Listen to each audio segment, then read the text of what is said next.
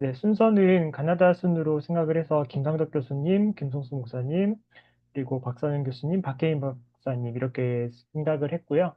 네 분 20분씩 발제해 주시고 이어서 네 분 질의응답 한 번에 하도록 하겠습니다. 제가 지금 네 분 공동 호스트로 지정을 해드렸거든요. 네, 화면 공유 자체적으로 해주셔서 김상덕 교수님께서 먼저 시작해 주시면 되겠습니다.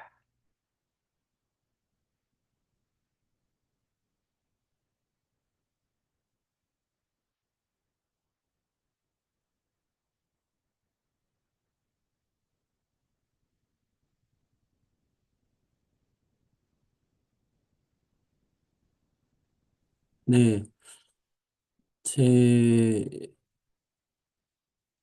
발표하겠습니다. 네,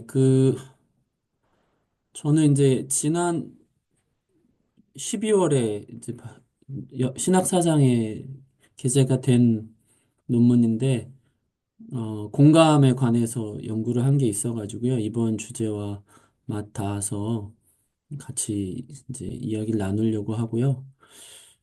사실은 지금 쓰고 있는 감정과 정동, 그리고 가짜뉴스, 인지 부조와 같은 이슈가 있는데 그게 더 지금 막 현실에 더 맞는 것 같지만 아직 조금 모자란 글이라서 그리고 또 주제 자체는 공감과 한대로 하셨으니까 이 이야기를 좀 나누고요. 어, 제가 원래는 그 굉장히 실천적인 글을 좋아하고 그다음에 한국교회라든가 윤리적인 이슈를 하는 걸 좋아하는데 요 논문은 그 이전 직장 그 종교과학센터에서 신경과학과 어, 신, 종교와의 대화에서 기획된 거라서 조금은 이제 윤리적인 부분은 좀 적은데요. 다만 공감과 관련한 전반적인 개념이나 이해들을 좀 같이 나눌 수 있겠다 이런 생각이 듭니다. 제목은 이제 공감의 두 얼굴인데요. 공감이 가지고 있는 의미가 사실은 좋은 점과 나쁜 점이 있기 때문에 그 두 가지 면을 다 다루고 그다음에 종교의 역할이 무엇인가에 대해서 살펴보겠습니다. 요즘 공감이 굉장히 중요한 주제가 되었는데요. 어, 그만큼 갈등이 많이 발생하고 있고 구조화된 갈등 혹은 일상화되고 반복되고 있기 때문이기도 한 것 같습니다.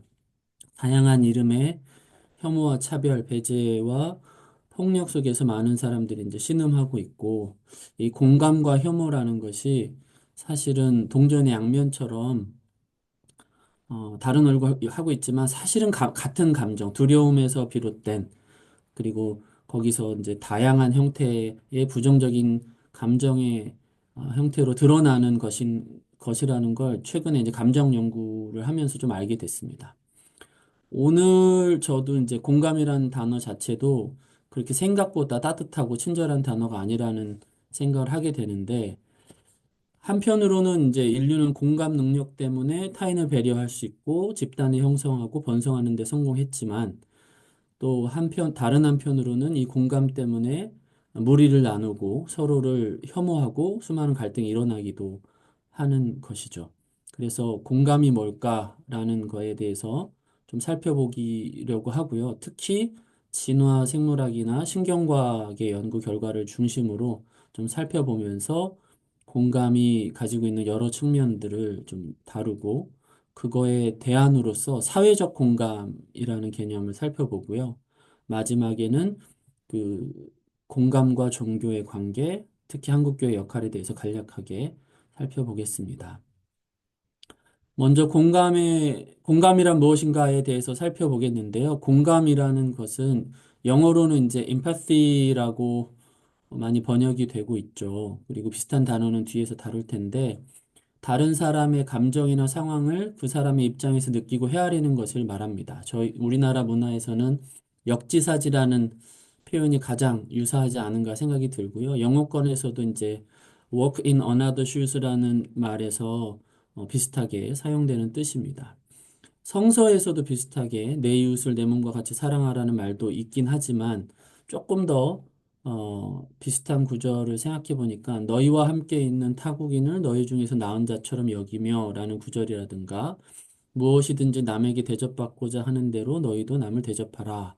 라는 소위 이제 황금률로 보이는 성서 교훈들이 있는데요. 이거는 뭐 기독교뿐만 아니라 다른 종교에서 나타나는 어, 이제 말이죠. 지혜이죠. 그만큼 이제 우리 인류 역사에 공감이 중요하다라는 뜻입니다. 하지만 이제 공감이라는 말 자체는요, 1900년대 초 독일 심리학자 테오도스 립스, 이거는 그 지난 발표 세미나 때 좀 다루신 것 같긴 한데, 많이 이제 공감 연구에서 많이 이제 드러나는 단어인데요. 에드워드 티체너라는 사람이 예술계에서 사용하던 독일어로 필링이라는 단어가 원래 심리학 분야에서 예술에서 심리학 분야로 들어오면서 사용되면서 오늘날 의미의 공감이란 단어로 사용됐다라고 하더라고요. 그러니까 여기서 아인필름은 내가 그 예술 작품 안으로 들어가서 느끼게 되는 어떤 어, 경험을 말하는 말인데 우리가 말하는 공감의 포인트는 뭐냐면 내가 아닌 그 사람의 입장에 이렇게 느끼고 경험을 하게 되는 그런 것들을 말한다. 이렇게 말할 수 있겠습니다. 그래서 우리가 흔히 임파시와 심퍼티는 다르다라고 하는 일이 그런 이제 차이로 일어나는 것이죠. 하지만 이제 제가 공감 관련한 글들을 많이 찾아봤는데 이제 철학 쪽에서 사용하는 이제 동정이라는 말, 심파시에 대한 개념이나 그다음에 심리학, 정신분석학 이쪽에서 사용하는 엠파시의 개념이 상당히 혼용돼 있고 그다음에 많이 다르고 그다음에 뭐랄까요? 구분도 잘 안 되고요. 그래서 이제 좀 미세한 차이들이 있는데 그런 합의는 필요해 보이지만 아직까지 좀 어려운 것 같습니다. 제가 나름대로 그 글들을 읽어보면서 찾아보면서 이제 비슷한 글들이 공감과 유사한 감정으로 연민과 동정이 있는데 연민은 측은한 감정을 말하는 거죠. 그래서 불쌍하게 여기는 안쓰럽게 여기는 걸 말합니다. 그리고 이런 감정은 주로 타인의 고통을 볼 때 드는 감정을 연민이다 이렇게 생각할 수 있겠습니다. 하지만 그 대상의 상황이 불쌍하거나 끔찍하다고 느끼는 것에서 그치고 그 사람의 입장에 헤아려 보는 것은 아니다라고 하기 때문에 공감과는 다르다 이렇게 설명을 하기도 하는 거죠. 그래서 이제 공감을 얘기할 때는 항상 같이 붙는 게 고통에 대한 얘기가 같이 붙는데 고통과 공감이 윤리적으로 어떤 입장이 돼야 되느냐 연구가 여기서 연결되는 주제인 것 같죠. 그냥 측은하게 여기는 것 말고 그 고통을 어떻게 느끼고 어떻게 행동하고 어떻게 뭐 관여할 것인가까지 가는 게 요즘 공감 연구의 중요한 주제인 걸로 이제 부각되고 있습니다. 동정이란 말도 이제 심파시란 말도 많이 사용되는데 인터넷만 쳐봐도 이제 임파시와 심파시 많이 구분하긴 하는데요. 사실 더 오래된 단어이기도 합니다. 철학 분야에서는 공감과 동정을 이제 혼용해서 사용하기도 하는데 아무래도 이제 만들어지기 전에 엠파시란 말이 비교적 최근 단어이기 때문에 그럴 것이라고 생각합니다. 철학 및 윤리학의 주자로서의 이제 동정이 심파시는 주로 스코틀랜드 계몽주의 철학자인 휴메에 의해서 본격적으로 다뤄졌고요. 이후에 그 후설이라든가 막스 쉘러와 같은 현상학자에 의해서 재조명이 되었습니다.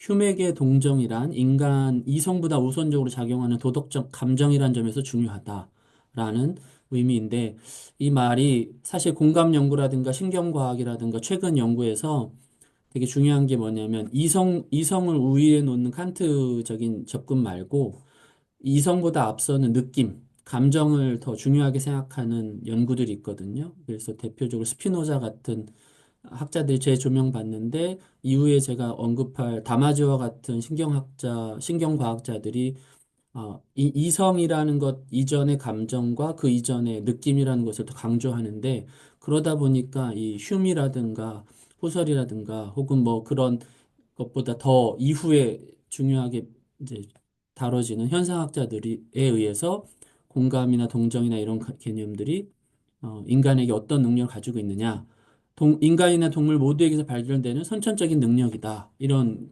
연결점들을 갖게 된다. 이렇게 어, 논의되고 있습니다.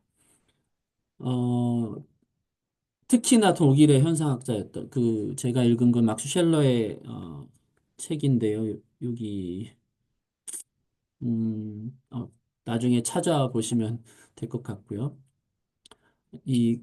왜냐하면 타자성과 동정이 어떻게 이제 같이 가느냐 하는데 쉘러 같은 사람은 감정이입이라는 것은 좋지만 그렇다고 감정이입이 그 타자와 완전히 동일시 될 수는 없다. 라는 점들을 분명히 하고 있어서 타자의 고통을 우리는 온전히 알 수 없기 때문에 내가 누군가의 고통을 다 안다라고 말하면 안 된다 해서 공감이나 동정을 오히려 타자성을 이렇게 어, 무시하는 그런 쪽으로 오용되면 안 된다 이렇게 얘기를 하죠. 그래서 최근에 뭐 고통은 나눌 수 있는가 뭐 이런 엄기호 씨의 책에도 비슷한 맥락인데요. 제일 중요한 건 내가 누군가의 고통을 공감한다, 동정한다라는 나보다 중요한 건 그 사람의 고통이죠. 타자의. 나는 절대 이해할 수 없는 그 타자에 대한 부분을 존중하는 것이 필요하다고 하는 게 이런 쉘러나 독일 이제 현상학자들의 어, 주장인 것 같은데요. 재밌게도 막 쉘러는 기독교 신학의 배경이 있어서 그런지 유일한 온전한 공감은 그리스도의 사랑으로만 가능하다. 뭐 이런 표현을 쓰기도 했습니다. 왜냐하면 자기 중심성을 극복해야 되기 때문이다라고 하는데 저는 이 부분이 이제 뒤에 가서 쓰진 않았지만 저희가 공감을 주제로 하는 연구의 맨 뒤에 가면 기독교가 할 수 있는 역할과 맞닿았다고 생각하는데 왜냐하면 결국은 나와 내 중심성 그리고 내 집단을 옹호하는 그런 동질성 기반의 나쁜 공감을 이길 수 있는 건 그리스도로 말미암아서 나를 비울 수 있는 그런 자기 중심성을 비우는 이타적인 사랑, 그리스도의 사랑이 대안이 될 수 있다 이렇게 생각합니다. 시간이 벌써 이렇게 됐는데요. 자세한 부분들은 좀, 네, 일단 여기까지만 하겠습니다. 공감이 동정과 다른 점에 대해서 그 사회적 공감을 주장하는 엘리자베스 시걸은 공감과 동정을 이제 구별하면서 동정은 슬퍼하는 감정에만 발생하는 특별한 감정이지만 공감은 다른 감정들을 포함한다라는 점에서 다르다라고 말을 하고 있고 공감은 그 사람의 상황이나 처지를 이해하려는 능동적인 자세를 수반하는 것이다라고 말하면서 공감이 좀 더 능동적이고 포함적인 개념이라고 말해요. 근데 이게 왜 중요하냐면 동정은 이성적인 능력을 요구하진 않습니다. 그러니까 같이 어떻게 그 사람의 감정이입, 이 공감을 부정적으로 보는 철학자들의 입장은 다 감정이입인데 엘리자베스 시걸 같이 사회적 공감을 강조하는 사람은 그 사람의 처지가 되어서 생각해보고 헤아리는 것이 중요하다라고 말을 하기 때문에 공감이 동정보다 더 포괄적인 개념이다. 이렇게 사회적인 개념이다라고 설명하는 것이죠. 그래서 비슷한 예의 글들이 많은데요. 타니아 싱어나 클라우스 람도 공감과 연민, 공감적 관심, 동정과 같은 용어 사이에서 중대한 차이점은 공감은 관찰자의 감정이 정서적 공유를 반영하고 연민과 공감적 관심, 동정은 관찰자의 감정이 본질적으로 타자지향적이다라고 이렇게 말을 하고 있습니다. 그래서 정리를 하면 공감은 타자 입장에서 타자와 함께 같은 감정과 생각을 갖는 것이다. 쉽게 말해 그 사람의 상황과 처지를 이해하기 때문에 그가 기쁘면 나도 기쁘고 그가 슬프면 나도 슬픈 감정을 느낀다. 결국 공감은 그 사람과 나를 동일시하는 결과를 가져온다. 반면 연민과 공정은 그렇지 않다. 타자를 불쌍히 여기는 불편이 생기지만 그것을 나와 동일하지 않는다. 나와 그 사람 사이 분명한 경계와 거리감도 존재한다. 이런 관계의 특징은 종종 위기적이고 시혜적인 차원의 주음을 두고받는 듯 비판한다. 이게 이제 공감에 대한 비판입니다. 그리고 이제 뒤로 가면 그것을 극복하는 아까 엘리자베스 시걸 같은 경우에는 어, 그 경계를 극복하는 형태의 사회적 공감을 조금 더 진화된 공감을 얘기하죠. 여기까지가 이제 공감에 대한 개념적인 정의라면 제가 지금 9분 남았는데요.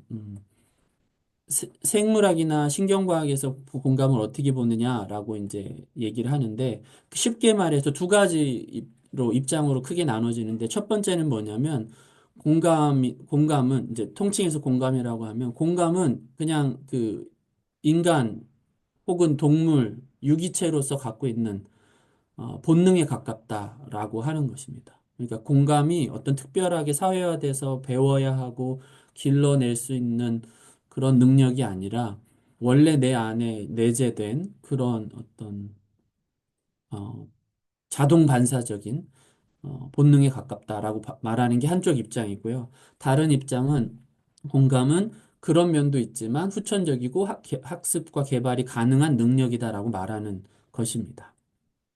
이 두 가지가 굉장히 중요한 차이를 갖고 있는데 어쨌든 뭐 여기서는 짧게만 말씀을 드리면 공감에는 두 가지 이제 요소가 있다고 할 수 있는데 첫 번째는 느낌이고 다른 한쪽에는 헤아림이라는 파트가 있는데요. 아까도 말했듯이 느낌이라는 건 선천적이고 내재된 어떤 본능과 같은 것이죠. 그래서 무언가를 볼 때 나도 모르게 그 따라하고 같이 웃고 그 사람 표정을 같이 짓고 한 무리에 속해서 뭔가 뭐랄까요. 개별로 생활하지 않고 집단 생활을 같이 할 수 있도록 하는 힘은 그 느낌 본능에 있는 것이죠. 누군가가 아플 때 나도 아프고 불쌍히 여기고 뭐 이런 것들. 그래서 이후에 좀 나오는 이제 학자 프랑스 드발이라든가 이런 학자들은 다양한 그 이제 뭐죠? 동물 실험들을 통해서 인간뿐만 아니라 원숭이나 쥐나 뭐 이런 소위 변연계가 이제 감정이 활발하게 이제 진화된 포유류에서 나타나는 특징이 공감이다 이렇게 설명을 하고 있습니다. 그래서 그 실험들을 보시면 쥐가 뭔가 버튼을 누르면 그 먹이가 나오는데 그래서 버튼을 몇 번 누르다가 자기가 버튼을 누르고 내가 먹이가 나오지만 그때마다 자기 동료 그 같은 공간에 있는 다른 쥐에게 상처를 주는 그런 실험을 하는데 그것이 누군가에게 상처를 준다라는 걸 인지하고 그걸 멈추고 뭐 이런 증명들이 된다라는 얘기들이 많이 나옵니다.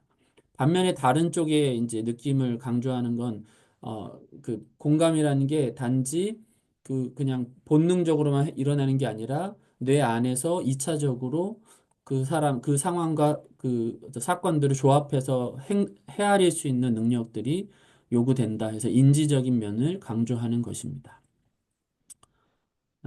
그래서 공감이 원래 그렇게 느끼도록 혹은 선택하고 정해진 본능이 아니라 그것에 대해 인지하고 사고하는 과정을 거치는 과정을 통해 후천적으로 개발될 수 있는 능력이다라고 이렇게 말하는 거고, 이런 면에서는 이런 부분이 가장 발달된 것이 인간과 같은 이제 인류라고 얘기하고 있습니다. 그래서 이 두 가지 측면을 이제 자세히는 살필 수 없지만 가장 잘 드러낸 단어가 저는 공감의 시대라는 말이고 다른 한쪽에서는 공감의 배신인데 둘 다 읽어보신 분은 알겠지만 책 제목입니다. 그래서 첫 번째 이제 공감의 시대에서는 느낌과 감정의 우선성이라고 말을 하고 있는데요. 예를 들면 여기 안토니오 다마지오 아까 말했던 그 신경과학자라든가 진화생물학전 프란스 드발 이분은 이제 최재천 교수님이 번역한 책이고 최재천 교수님 우리나라에 많이 소개하고 계신 분이고 뉴스쇼에 공감을 잃어버린 시대에 대한 얘기할 때도 한참 이 얘기를 하셨거든요. 그래서 요 얘기를 하는데요. 이게 아까 말했던 느끼는 것에 느낌이 더 우선이다라는 점에서 이제 강조되는 것이죠. 그래서 이성의 시대가 아니라 오늘날은 공감의 시대다. 조금 더 정확히 말하면 감정과 느낌의 시대다. 이렇게 얘기하고 있고 최근에 이제 연구 트렌드를 보면 감정 중에서도 더 그 사회적 2차적 감정이 아니라 아주 본능적인 1차적 감정을 뭐라고 하냐면 그 정동이라고 부르는데요. 많이 들어보셨어요. 어펙트라고 하는데 그 정동 이론에 연관되는 게 다 이런 것이죠. 그래서 그게 우리의 어떤 합리적 판단보다 더 우선한다면 우리가 생각하는 다양한 그 이성적 판단이라는 것이 사실은 그보다 더 먼저 이런 공감이나 뭐죠? 감정이나 정동의 영역에 지배를 받는 것이 아니냐 이런 식으로 연결이 되는 것입니다. 그래서 여기 나머지 내용을 살펴보시면 되는데요. 그 아까 말했던 그런 다양한 동물 실험들, 그리고 뭐 림베리의 얘기들, 폴 맥클린의 어, 뭐죠? 연구들, 그다음에 러셀 철치 같은 사람들 다 이제 살펴보시면 다 비슷한 맥락입니다. 우리 포유류 안에 공감을 기본적으로 갖고 있는 어떤 본능에서 나타나는 현상이다라고 이제 설명할 수 있겠습니다. 그런데 드발의 입장에서 주목할 점은 공감이 본능적이라는 점인데 이는 우리가 앞서 살펴본 공감의 두 측면 중 느낌과 정서 측면을 강조하는 것이고요. 그래서 이제 이런 학자들은 공감에 있어서 신체적 연결이 먼저 일어나고 이해가 그 다음이다라고 이제 말을 하는 거죠. 그런 관점에서 인간과 동물, 나아가 생물과 자연이 매우 낙관적 태도를 갖고 있는데 무슨 말이냐면 프랑스 드발 같은 이제 학자는 종교를 굉장히 부정적으로 보고 있고 초월적인 것들에 대해서 이제 인정하지 않기 때문에 자연 상태를 안에서만 이제 얘기를 하는데 자연은 원래 다 그렇게 스스로 진화하고 치유하고 하는데 인간이 그러지 않는다. 뭐 이러면서 얘기를 하고 오히려 인류의 정신 문화 자체를 굉장히 회의감을 갖고 말을 하더라고요. 그래서 그런 부분에 대해서는 좀 너무 이제 지나친 평가가 아닌가 생각이 들고요. 근데 공감이 본능이라는 말 자체가 여러 가지 실험에서 이제 증거가 되지만 그것만으로 설명이 안 되는 것들이 많습니다. 왜냐하면 그렇다면 왜 인류와 우리 사회에 벌어지는 수많은 폭력과 반공감의 문제, 혐오와 배제 이런 문제들을 어떻게 할 거냐, 왜 생기느냐, 거기에 대해서는 별 얘기를 할 수 없고 그냥 인간이 잘못됐다 이런 식으로만 자연 상태가 옳다 이런 식으로 단순한 접근밖에 대답이 되지 않기 때문에 완벽하지 않은 대답이다 이렇게 생각합니다. 그래서 두 번째 이제 논의가 정서적 공감을 넘어서 인지적 공감을 강조하는 연구들로 이어지는데요. 대표적인 책이 이제 공감에 반대한다라는 책입니다. 우리나라 번역서에서는 어, 공감의 반대, 제목이 뭐죠? 공감의 반대인가요? 아, 공감의 배신인데요. 실제 영어 제목은 Against Empathy라고 공감에 반대하며입니다. 그래서 폴 블룸이 이 공감을 무조건 좋은 것으로만 생각하지 말아야 된다는 얘기를 하고 있고, 왜냐하면 오늘날 일어난 대다수의 혐오나 차별이나 이런 문제들은 공감의 부족이 아니라 공감의 과잉 때문에 생겨난 문제다. 이렇게 설명하고 있습니다.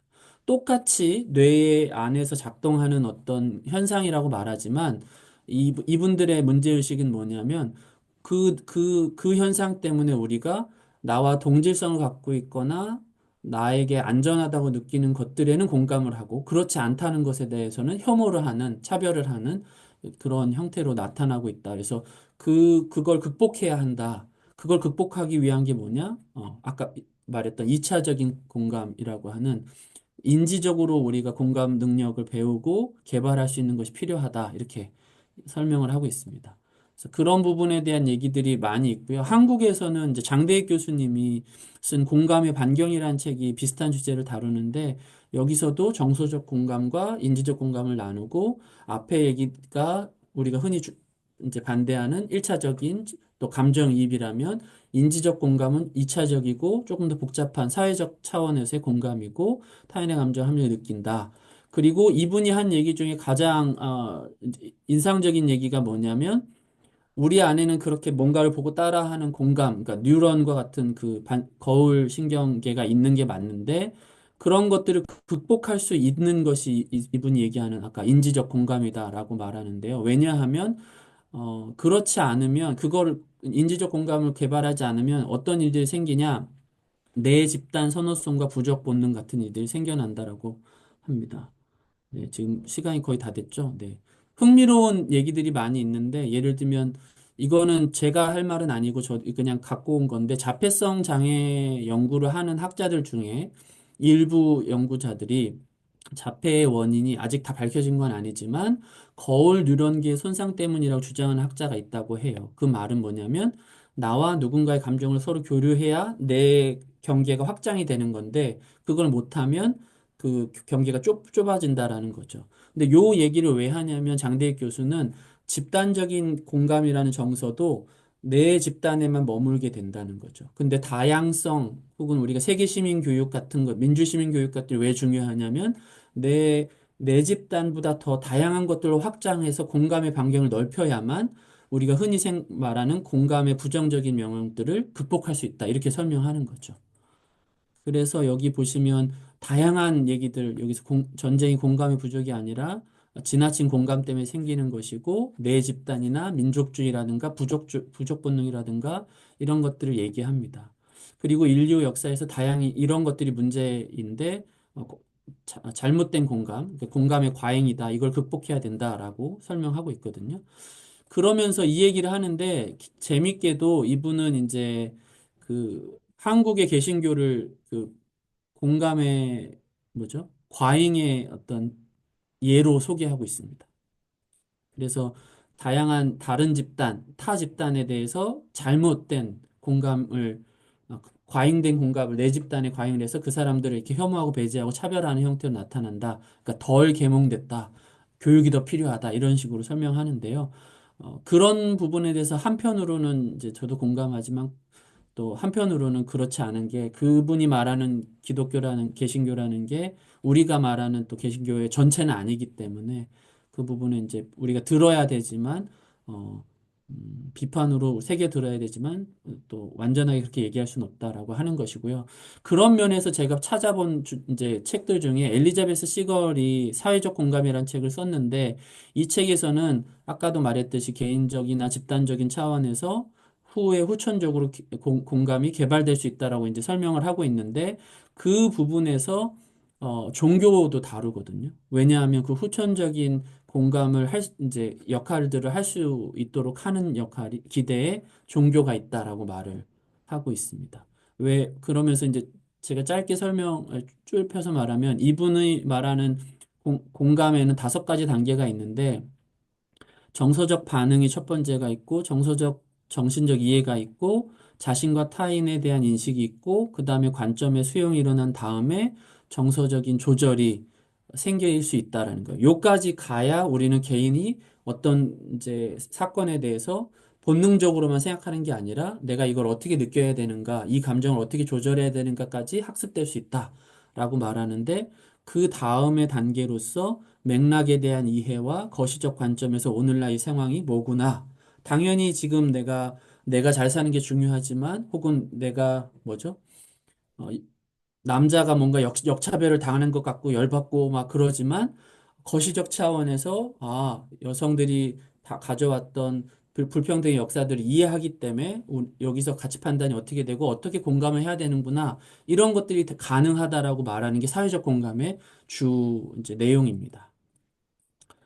그래서 저는 한국 교회도 이제 다양한 이야기들 하고 있는데, 사실, 공감과 관련된 이 제기되는 여러 가지 말이 있는데, 그건 이제 인간이 스스로 우리는 공감을 할 수 있도록 내재된 사람이냐, 아니냐, 이렇게 말하는데, 기독교 신학에서는 인간은 다 이제 원죄를 가져 있기 때문에 그렇지 않다라고 말하는 입장과, 그 다음에 웨슬리안에서 말하는 우리 안에는 그래도 선행된 하나님의 은총이 있다라고 양심이라든가 공감이라든가 이런 게 있다 이런 면들도 다뤄질 법한 주제이고요. 그리고 그 다음에 그 사회적인 공감으로서의 어떤 그 연결고리로서의 종교의 역할이 있다라고 하는데 만약에 여기서 이런 이제 진화 생물학자나 혹은 신경과학자들이 공감을 가지고 내 집단 안에 과잉된 잘못된 공감의 형태가 우리가 지향하고 우리는 다양성을 추구하고 그다음에 약자의 감수성을 가지고 공감해야만 환대와 공감을 실천할 수 있다라고 말한다면 그거는 이분들이 볼 때는 종교적인 개신교가 가지고 있는 종교가 가지고 있는 공감이 아니라 세계심이나 세속적인 공감이어야만 가능하다 이렇게 주장을 할 텐데 저는 그렇게 생각하지 않고 이제 엘리자베스 시걸이 말하듯이 공감과 종교의 관계에 있어서 좋은 종교도 있고 나쁜 종교가 있듯이 우리 또한 어, 뭐랄까요? 사회적인 공감을 기르고 우리의 공감의 반경을 넓히는 방향으로 공감에 대해서 공부하고 또 가르치고 또 공유하고 해야만 오늘날 시대의 어떤 그런 어, 공감의 가장 반대에 있는 혐오 집단이라는 개신교의 어떤 오명을 씻을 수 있지 않을까 그렇게 생각합니다. 이상입니다.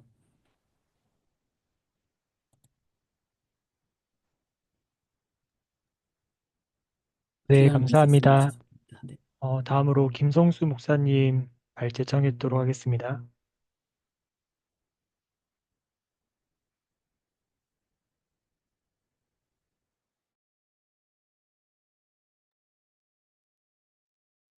네, 공유가 잘 됐나요? 네. 저는 사실 이 글이 그 목회자들을 대상으로 한 좀 이렇게 읽기 쉬운 목사님들이 조금 이렇게 공감하실 수 있는 그 주제를 그, 쓴 그런 글입니다. 그래서 2월 말에 이제 그 제가 속한 교단에 이제 목사님들이 보시는 그런 교단지 비슷한 곳으로 실리는 그런 글인데요. 그래서 내용이 무겁지 않고 좀 가볍습니다. 그래서 앞에 우리 김상덕 교수님께서 그 공감에 대한 심층적인 이해를 설명해 주셔서 굉장히 공부가 많이 됐는데 제 글은 약간 쉬어가는 느낌으로 이렇게 들어주시면 좋을 것 같습니다. 인공지능이 우리 삶 깊숙이 지금 들어와 있는 그런 상황입니다. 그래서 잘 알고 계신 것처럼 인공지능의 개념은 어, 인공적으로 만들어진 지능, 우리가 이렇게 이해를 많이 하고 있습니다. 이러한 이해 배후에는 AI가 인간의 지능과 죄송합니다. 인간의 지능과 유사한 작업을 수행한다는 인식이 자리하고 있습니다.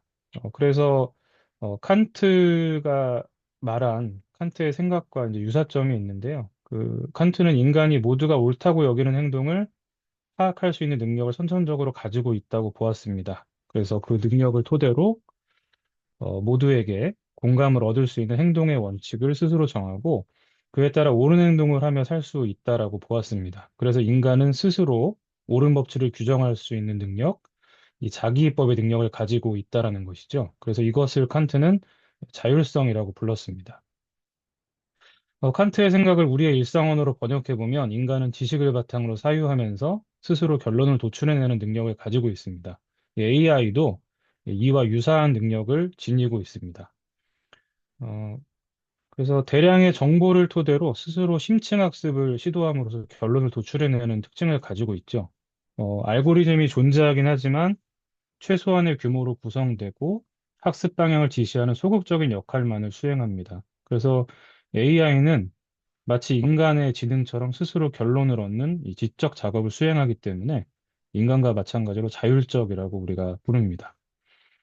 어, 우리 삶에 이런 AI의 원리를 가지고 있는 AI가 깊숙이 들어오게 됐는데 AI에게 우리가 기대하는 것은 다른 과학기술처럼 인간에게 편익을 제공하는 것입니다. 인간 삶을 위한 유용한 도구가 되어야 하는 것이죠. 그런데 이 기술이 인간 삶에 부정적인 영향을 함께 가져다 줄 것이 예상되고 있고 목회자들도 AI 기술로 인해서 이익을 얻기도 하겠지만 예기치 않은 어려움을 겪게 될 수 있습니다. 그래서 이 글을 통해서 AI 기술이 목회자들에게 안겨줄 어려움에 대해서 좀 알아보고요. 그에 대응하는 차원에서 재정립되어야 할 목회 원칙과 윤리적 과제를 설명하려고 합니다. 그래서 목회자들이 지금 어떤 위기를 겪고 있는가 간단히 말씀을 드리면, 제가 처음에 설명한 것은 이제 노동의 의미를 설명을 했습니다. 성서에서 이 노동이라는 것은 지속되어야 할 인간의 책무로 노동을 설명하고 있다는 것. 그리고 일반 세속적인 의미, 철학적인 의미에서 이 노동이라는 것은 인간의 생계와 자기 실현을 위해 필수적인 활동으로 이해되었다라는 걸 우리가 알 수가 있습니다. 그래서 노동을 하지 못하게 되면 인간은 실존적인 위협을 느끼게 돼서 그런 불안감이 일종의 폭력적인 형태로 드러나기도 한 것을 산업혁명 시기에 우리가 좀 잘 알 수도 있죠. 이런 산업혁명 시기에 특별히 직조공들이 많이 경험을 했던 이런 실존적인 위협이 지금 다시 반복될 가능성이 큽니다. 최근 발전하고 있는 AI는 다양한 분야의 업무를 수월하게 만들어주겠지만 인간을 대체하는 현상이 심화될 것도 예상이 되고 있죠. 2023년 한국은행이 발표한 AI와 노동시장 변화 보고서는 우리나라 전체 취업자 수의 12%에 해당하는 약 441만 명이 AI에 의해 대체될 가능성이 높다는 분석을 내놓았습니다. 그래서 지금 많이 그 직군들이 변화가 일어나고 있고 감소되고 있는 것을 우리가 알 수가 있습니다. AI로 인해 사라지거나 그 수가 줄어들 직군이 존재하는 반면에 그 여파를 받지 않을 것으로 예상되는 직군들도 적지 않습니다. 가령 인간의 감정과 경험이 중시되는 영화 감독, 작가 등의 직업과 로봇이 하면 선호하지 않을 미용사 등의 직업은 대체될 가능성이 적다고 예상이 됩니다. 그리고 대면 접촉과 관계 형성이 필수적인 종교 관련 직업도 그 영향을 좀 적게 받을 것이다. 이렇게 전망이 됩니다. 그래서 목회자들은 이 AI 시대에도 대체 위험성이 적은 직업에 속한다. 이렇게 예상을 할 수가 있는데요. 근데 안심하기에는 이르다는 거죠. 이 목회자들 역시도 기술 발전에 영향을 받을 가능성이 지금 높습니다.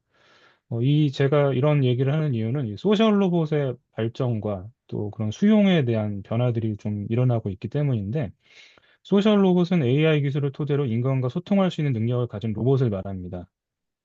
예를 들어서 일본에서 이런 소셜 로봇, 이 동물 형태, 반려견 형태의 로봇이 많은 인기를 끌었습니다. 아이보가 굉장히 유명하죠.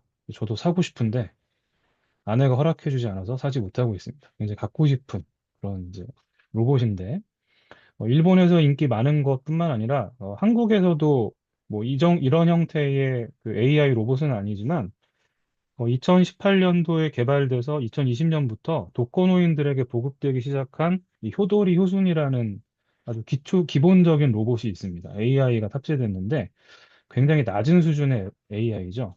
주인의 말에 반응해서 적절한 반응을 할 수 있을 정도의 최소한의 기능만을 갖추고 있습니다. 그 외형 자체가 작은 인형 모양이에요. 그래서 움직임도 불가능합니다. 이렇게 안고 있는 정도인데 이 노인분들이 이런 표도리 호순이가 기능적인 한계를 지니고 있음에도 불구하고 굉장히 좋아하는 모습을 알 수가 있습니다. 자기 말에 반응해주고 계속 이렇게 말동무 해준다는데 큰 만족도를 나타낸 거죠. 이 노인의 외로움과 소외감을 해소하고 정서적 위로와 안정을 제공해 줄 수 있기 때문에 이 돌봄 로봇을 지금 지급하는 지자체가 이미 100곳을 넘어선 그런 상태입니다. 효도리 호순이는 또 단순히 그냥 말동무 해주는 게 아니라 이 노인의 상황을 분석해서 약 복용 시간을 알려주고 식사할 시간 또 응급 상황에는 연락도 취해주는 그런 기능도 수행을 하고 있습니다.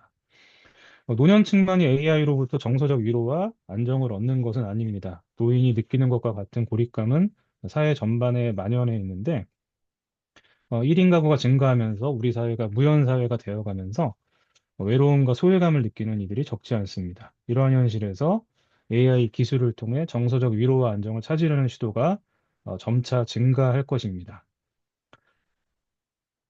이런 현상이 지금 계속 그 심화되면은 종교의 역할이 축소될 것이라고 생각이 됩니다. 정서적 위로와 안정을 종교에서 찾지 않고 AI를 통해 얻고자 하는 시도가 증가할 수 있는 겁니다. 이것은 교회의 위기, 더 나아가 목회자의 위기로 이어질 가능성이 큽니다. 2023년 목회 데이터 연구소에서 실시한 한국인의 종교 현황과 의식 조사 결과를 보면 왜 종교 활동을 하는가라고 할 때 마음의 평안이라고 응답한 비율이 42%로 1위를 차지했습니다. 원래 2017년에는 1위가 아니고 2위였는데 1위로 올라섰습니다. 그 당시 1위였던 구원과 영생은 36%로 이제 감소를 한 그런 상태죠. 그래서 최근에 종교의 필요성을 어떤 구원이나 영생 이런 부분이 아니라 정서적 위로와 안정에서 찾는 추세를 읽을 수가 있습니다. 이것은 개신교를 넘어서 종교에 대한 사회의 최근 인식을 반영하고 있다라고 말할 수가 있는데요. 문제는 정서적 위로와 안정을 제공하는 대상을 종교 대신 AI에서 찾으려는 시도가 증가할 수 있다라는 데 있습니다. AI에게 친근감을 느끼고 그에 의지하는 사람들이 늘어나면서 이 일은 현실이 될 가능성이 높습니다. 교회에 약화가 생기고요. 자연스럽게 목회자도 어, 그 영향을 받게 될 것이 이제 자명한 거죠. 그런 점에서 AI 기술의 발전은 목회 사역에 부정적인 영향을 미칠 수 있기 때문에 이런 목회 문제 극복을 위해서 그 원칙과 윤리적 과제가 재정립될 필요가 있습니다. 그래서 이제 제가 다루고자 하는 내용은 이제 목회 원칙과 윤리적 과제를 어떻게 재정립할 것인가 간단히 말씀을 드리겠습니다. 이 루터 같은 경우는 목회라는 것이 그 핵심이 부정적 현실을 극복할 수 있도록 돕는 역할을 하는 거기에 있다라고 봤습니다. 그래서 그 핵심을 위로라고 봤는데요. 이 목회자는 근본적으로 위로를 자신의 핵심 과업으로 가지고 있습니다. 그래서 목회자의 가업이 AI가 제공하고 있는 정서적 위로, 안정과 비슷하구나 이렇게 생각을 할 수 있지만 이 목회자가 추구하는 위로는 AI의 그것과는 질적 차이를 지니고 있습니다. AI가 제공할 수 없는 예수 그리스도의 죽음과 부활 사건에 응축되어 있는 사랑과 희망의 메시지를 통해서 이 내면의 완전한 회복을 가져다 주는 것이죠. 그래서 이 목회자들은 특별히 하나님의 부르심을 받았다라는 이 직업 개념을, 소명 개념을 가지고 고유 가업인 이 위로 사역, 이 목회에 힘써야 하는 것입니다. 이 목회자가 추구해야 될 위로는 일차적으로 공감을 필요로 합니다. AI와의 차별점에 해당을 합니다. 소셜 로봇에 탑재된 AI는 인간의 감정을 읽고 그에 맞춰 반응하는 일에 특화되어 있습니다. 그렇기 때문에 이 감정이 있다라고 말하기는 어렵죠. 적절하게 대응하는 부분입니다. 그런 점에서 AI는 단지 감정을 분석하고 그에 맞게 대응하는 것일 뿐 감정을 가지고 있지 않다라는 것인데요. 목회자는 AI와 달리 감정을 가지고 있습니다. 지성 의지와 함께 감정은 인간의 영혼을 구성하는 한 축으로 인간의 특성에 해당합니다. 그래서 목회자는 AI와 다르게 참된 감정을 토대로 타자의 상황에 공감할 가능성을 가지고 있습니다. 즐거워하는 자들과 함께 즐거워하고 우는 자들과 함께 울 수 있는 것입니다. 그래서 목회자들은 단순히 이런 위로의 말을 건네는 것, 거기에 그치지 않고 본질적인 위로를 경험하도록 하나님과의 만남을 돕고 하나님의 사랑을 간접적으로 체험하도록 선행의 수혜를 도와야 합니다. 그래서 두 가지 과제가 있는데 설교를 실행하는 것, 그리고 이웃사랑을 실천하는 것입니다. 간단히 요약을 해드리면 이 AI와 설교 준비라는 이 장에서는 어, 그 AI 기술이 발전하면서 특별히 챗GPT와 같은 생성형 AI가 발달하면서 설교 준비가 수월해지지만 문제점이 있다라는 거죠.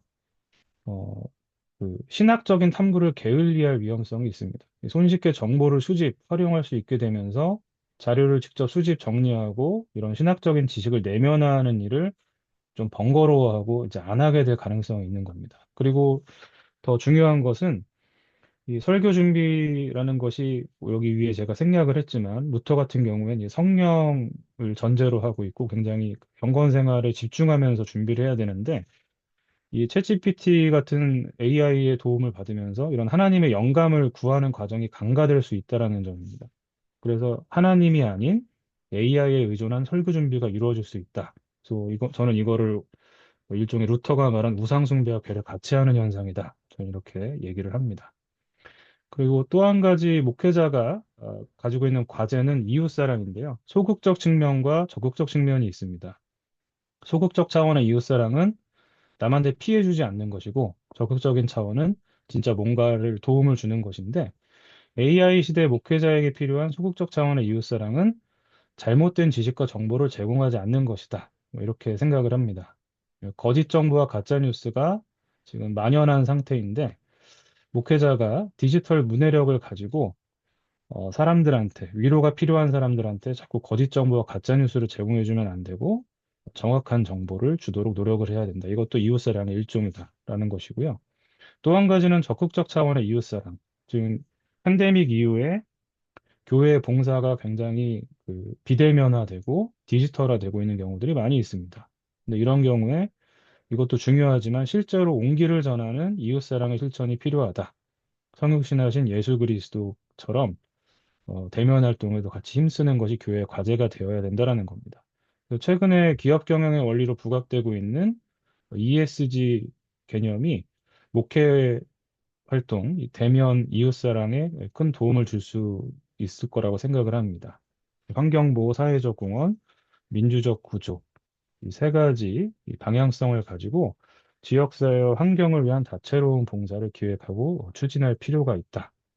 이 노력을 통해서 어, 인간과 환경 모두가 하나님의 사랑과 위로를 경험하게 되고 위로를 경험할 수 있다라는 것이 또 저의 주장입니다. 그래서 이 내용을 그냥 제가 요약을 이렇게 나가는 말로 요약하면서 마무리하도록 하겠습니다. AI의 발전은 인간의 삶을 윤택하게 만들어주겠지만 노동의 기회를 위협하기도 할 것입니다. 목회자 역시 정서적 위로와 안정을 제공하는 소셜 로봇에 의해 어려움을 겪게 될 가능성이 높습니다. 이러한 상황에서 기술 발전에 대응하는 목회 원칙과 윤리적 과제의 재정립이 필요합니다. 하나님의 부르심을 받았다는 점을 분명히 인식하고 인간만이 가지고 있는 특성인 감정을 토대로 타자의 상황에 깊이 공감하며 복음에 기초한 위로 사역에 힘써야 합니다. 특히 설교와 이웃사랑을 통해 하나님의 사랑을 직간접적으로 느끼도록 하는 일에 진력해야 합니다. 설교를 준비할 때 AI가 아닌 하나님께 의존해야 한다는 기본 방향을 인식하고 이 기술을 도구로 적절히 선용하는 자세가 필요합니다. 그리고 거짓 정보와 가짜 뉴스를 통해 위로가 필요한 사람에게 혼란을 주는 일을 피할 수 있도록 디지털 문해력을 갖추고 디지털화되어가는 교회 현실 속에서 ESG 개념에 입각한 지역사회와 환경을 위한 실제적 봉사에 힘써야 합니다. 이와 같은 목회 원칙과 윤리적 과제의 재정립, 그 실행을 통해 AI 시대에 적합한 목회 사역이 이루어지게 될 것입니다. 네, 이상입니다.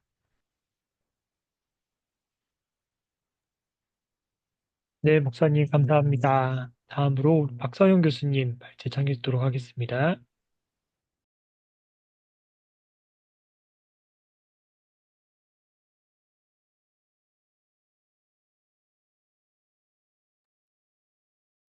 어, 김성수 목사님께서,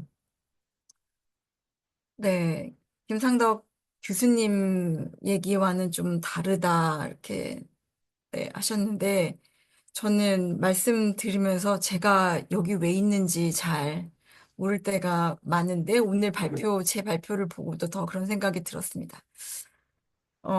저는 이제 신학을 네, 공부한 적이 없어가지고, 그냥 단지 여러 세대 중에 청소년이라는, 접근을 가지고 하다 보니, 지금, 여태까지 말씀하신 목사님들과의, 색깔이나 내용은 좀 다를 건데요. 아까 공감 말씀해 주셨잖아요. 청소년학을 하는 교수들끼리 하는 말이 있습니다. 공감 다 되는데, 청소년은 공감이 안 된다. 네. 청소년을 공감하면 예수님 오실 것 같다. 뭐 이런 얘기도 하는데요. 이제 그런 청소년을 어떻게, 저는 포용 정책이라는 이제 단어를 썼지만, 뭐 공감 정책일 수도 있겠다. 라는 말씀을 좀 드리고요. 저는 아주 짧게, 그리고 이제 올려드린 이 내용 자체가 너무 쉽기 때문에, 예, 혼자 집에서 한번 보시고, 제가는, 이슈 던지는 것들 위주로 짧게 말씀을 드리려고 합니다. 우선은 청소년에게 공감을 하기 위해서는 청소년의 현황을 좀 파악할 필요가 있을 것 같습니다.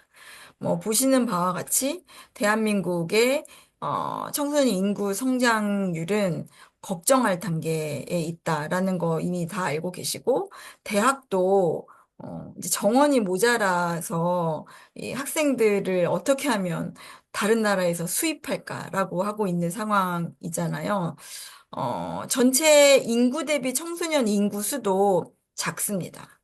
그러니까 이전에는 스타벅스 가면 젊은 층이 많았는데 이제 스타벅스 가면 50대 이상이 더 많은 것 같아요. 네, 근데 뭐 체감하는 건 더 그렇습니다. 네, 그렇게 이제 전 세대 중에 청소년이 차지하는 인구 비중도 점점 줄어들고 전체 인구 추이도 줄고 있고요. 유일하게 청소년 인구 추이가 늘고 있는 건 다문화 청소년의 사례입니다. 그러니 우리가 포용과 포섭으로 더 많은 관심을 가질 대상이 청소년이겠다라고 생각을 해보게 됩니다. 지금 보시는 화면은 청소년 사망 원인 중에 뭐 이제 사망 원인을 해봤는데요. 어, 네. 당연히 자살이죠. 뭐, 아직 젊고 건강하니까 이런 사망 원인들, 이런 뭐 통계들 좀 보여드리려고 하고요. 그 다음에 고민거리를 털어놓을 수 있는 상대. 이렇게 밑에 잘 보시면, 이게 몇 년 전까지만 해도 종교 지도자가 있었거든요. 이제 종교 지도자는 고민거리를 털어놓을 수 있는 상대를 표시할 만큼 유의미하지 않아서 빠져 있습니다. 그나마, 다행인 건 집에 엄마랑 가장 고민을 많이 상담하고, 여기 아버님들 많이 계신데, 아버지는, 아주 미미한, 그리고 친구와 엄마에게 주로 고민을 털어놓는다는 거죠. 그러니까, 올바른 고민 상대가 아닐 수도 있는 거죠. 정보 같은 경우에서는. 네, 청소년이 현재 그렇습니다. 이제 범죄 유형으로는 제3범죄. 이게 뭐냐면 청소년들이 특히 이제 거리 생활을 하는 이제 가출 청소년이나 이제 그런 청소년들이 경제적으로 어렵기 때문에 이제 절도 뭐 이런 것들을 하는 그런 범죄 유형을 많이 보이고 있다고 할 수가 있겠습니다. 청소년 하면 이제 저희 과에서는 청소년 기본법상 9세에서 24세입니다. 이거를 들으시면 청소년이 그렇게 나이가 많단 말이야? 라고 하시는데 사실은 뭐 대학에 가서 보시면 아시겠지만 대학생이 이전에 청소년 같아요. 점점 청소년기가 연장되고 유예돼가지고. 근데 지금 우리 현재는 청년 기본법하고 좀 겹치는 부분이 있긴 합니다. 근데 이렇게 다양한 법들에서 청소년의 연령을 다르게 구분을 하고 있습니다. 이제 이거는 규제라기보다는 청소년들을 조금이라도 보호하고 지원하려는 또 뭐 이제 이런 것들도 있겠습니다. 그러니까 이렇게 청소년 연령 기준이 다양한 건 청소년이 처한 상황이 그만큼 다양하기 때문이다라는 거고요. 국제기구에서 보는 또는 여러 단체에서 보는 청소년 기준도 각각 이렇게 다양한 것을 알 수가 있겠습니다. 이 얘기를 왜 드렸냐면, 이제 OECD의 관점인데요. 모든 청소년을 위기 청소년으로 보는 관점이거든요. 이 보시는 피라미드, 이 피라미드 안에 모든 청소년을 집어넣는다라고 하면, 어, 3번에 해당하는 청소년들은 그냥 일반적인 모든 청소년들입니다. 진로에 대해서 고민하고, 이성에 대해서 고민하고, 용돈에 대해서 고민하는. 그러니까 청소년이라는 특별한 생애 주기에 있기 때문에 그런 것들이 한두 개 있을 때는 문제가 되지 않지만, 예를 들어 성적도 고민이 되는데 경제적으로도 어렵다라고 해서 두 개 이상 또는 세 개 이상이 되면 이제 2단계로 올라간다라는 겁니다. 이제 그런 여러 가지 위기들이 합쳐지면. 그리고 1단계는, 이제 우리가 얘기하는 범죄까지 가는 그런 청소년들로 제가 이 삼각형을, 이제 자동 삼각형을 가져오다 보니 1이 좀 포션이 큰데요. OECD에서 제시하는 1단계의 위기 수준에 해당하는 청소년은 더 작습니다. 우리가 피부적으로는 많게 느껴지긴 하지만 1단계가 더 작고요. 가장 많은 포션에 해당하는 게 3단계 청소년들이겠죠. 그래서 우리나라도 2000년대 중반 이후에 청소년 정책들을 이제 여성가족부와 교육부가 펼치면서 위기 청소년이라는 표현을 쓰고 있고, 이게 오늘 이제 제가 말씀드리는 우리의 포용 대상이다. 그러니까 청소년을 다 포용해야 하지만 그 중에서도 우선순위가 있다라고 하면 이렇게 법적으로 위기 청소년으로 구분되는 청소년들을 우리가 먼저 포용, 포섭 해야 되고, 이제 그렇게 해야 되는 주체가 사회에서도 하긴 하지만 교회가 되어야 하지 않을까라고 말씀을 드리고요. 이제 이렇게 공식적으로 하고 있는 위기 청소년 특별 지원 사업들 몇 개를 드렸습니다. 목사님들께서 현장에서 보실 때 중고등부에 이런 아가들이 있으면 교회에서 헌금으로 이런 아이들을 지원해도 좋지만 사실 이런 사업이 있는지 잘 모르기도 하거든요. 그리고 실제로 제가 경험한 저희 학생들은 이게 낙인이 될까 봐서 본인이 해당이 됨에도 불구하고 또 이런 사업에 신청을 안 하기도 하더라고요. 이제 그런 경우에는 주변의 어른들이 대신 좀 신청해서 뭐 생계비도 지원을 하고 건강, 그다음에 학업, 그리고 자립, 뭐 상담, 법률 지원, 그다음에 청소년들이 좀 여가 활동을 할 수 있는 지원 등등을 이렇게 다양하게 하고 있긴 합니다. 물론 윤석열 정부 때 이런 예산이 많이 줄기는 했지만 우리가 또 다른 정부를 또 꿈꾸고 있는 상황에서 뭐 조금 더 늘지 않을까. 정권이 바뀌면 이렇게 생각을 하고 있는데요. 이런 다양한 지원 사업을 통해서 우리가 청소년을 포용할 수 있는 근거가 되기도 하고, 교회에서 열심히 포용해 주시지만, 이렇게 사회에서도 하고 있는 포용 정책 사업들과 연계하면 교회도 세상과 같이 공감할 수 있는 이제 그런 중요한 디딤돌이 되겠다 생각을 해봤습니다. 학교 밖 청소년이라는 단어를 혹시 들어보셨을까요? 김상덕 교수님 역시 학구열이 되게 역시 학교 밖 청소년은 흔히 우리가 옛날에 얘기하던 가출 청소년을 얘기합니다. 아닙니다. 가출 청소년이 아니라 가출 청소년을 부르는 요새 말은 가정 밖 청소년입니다.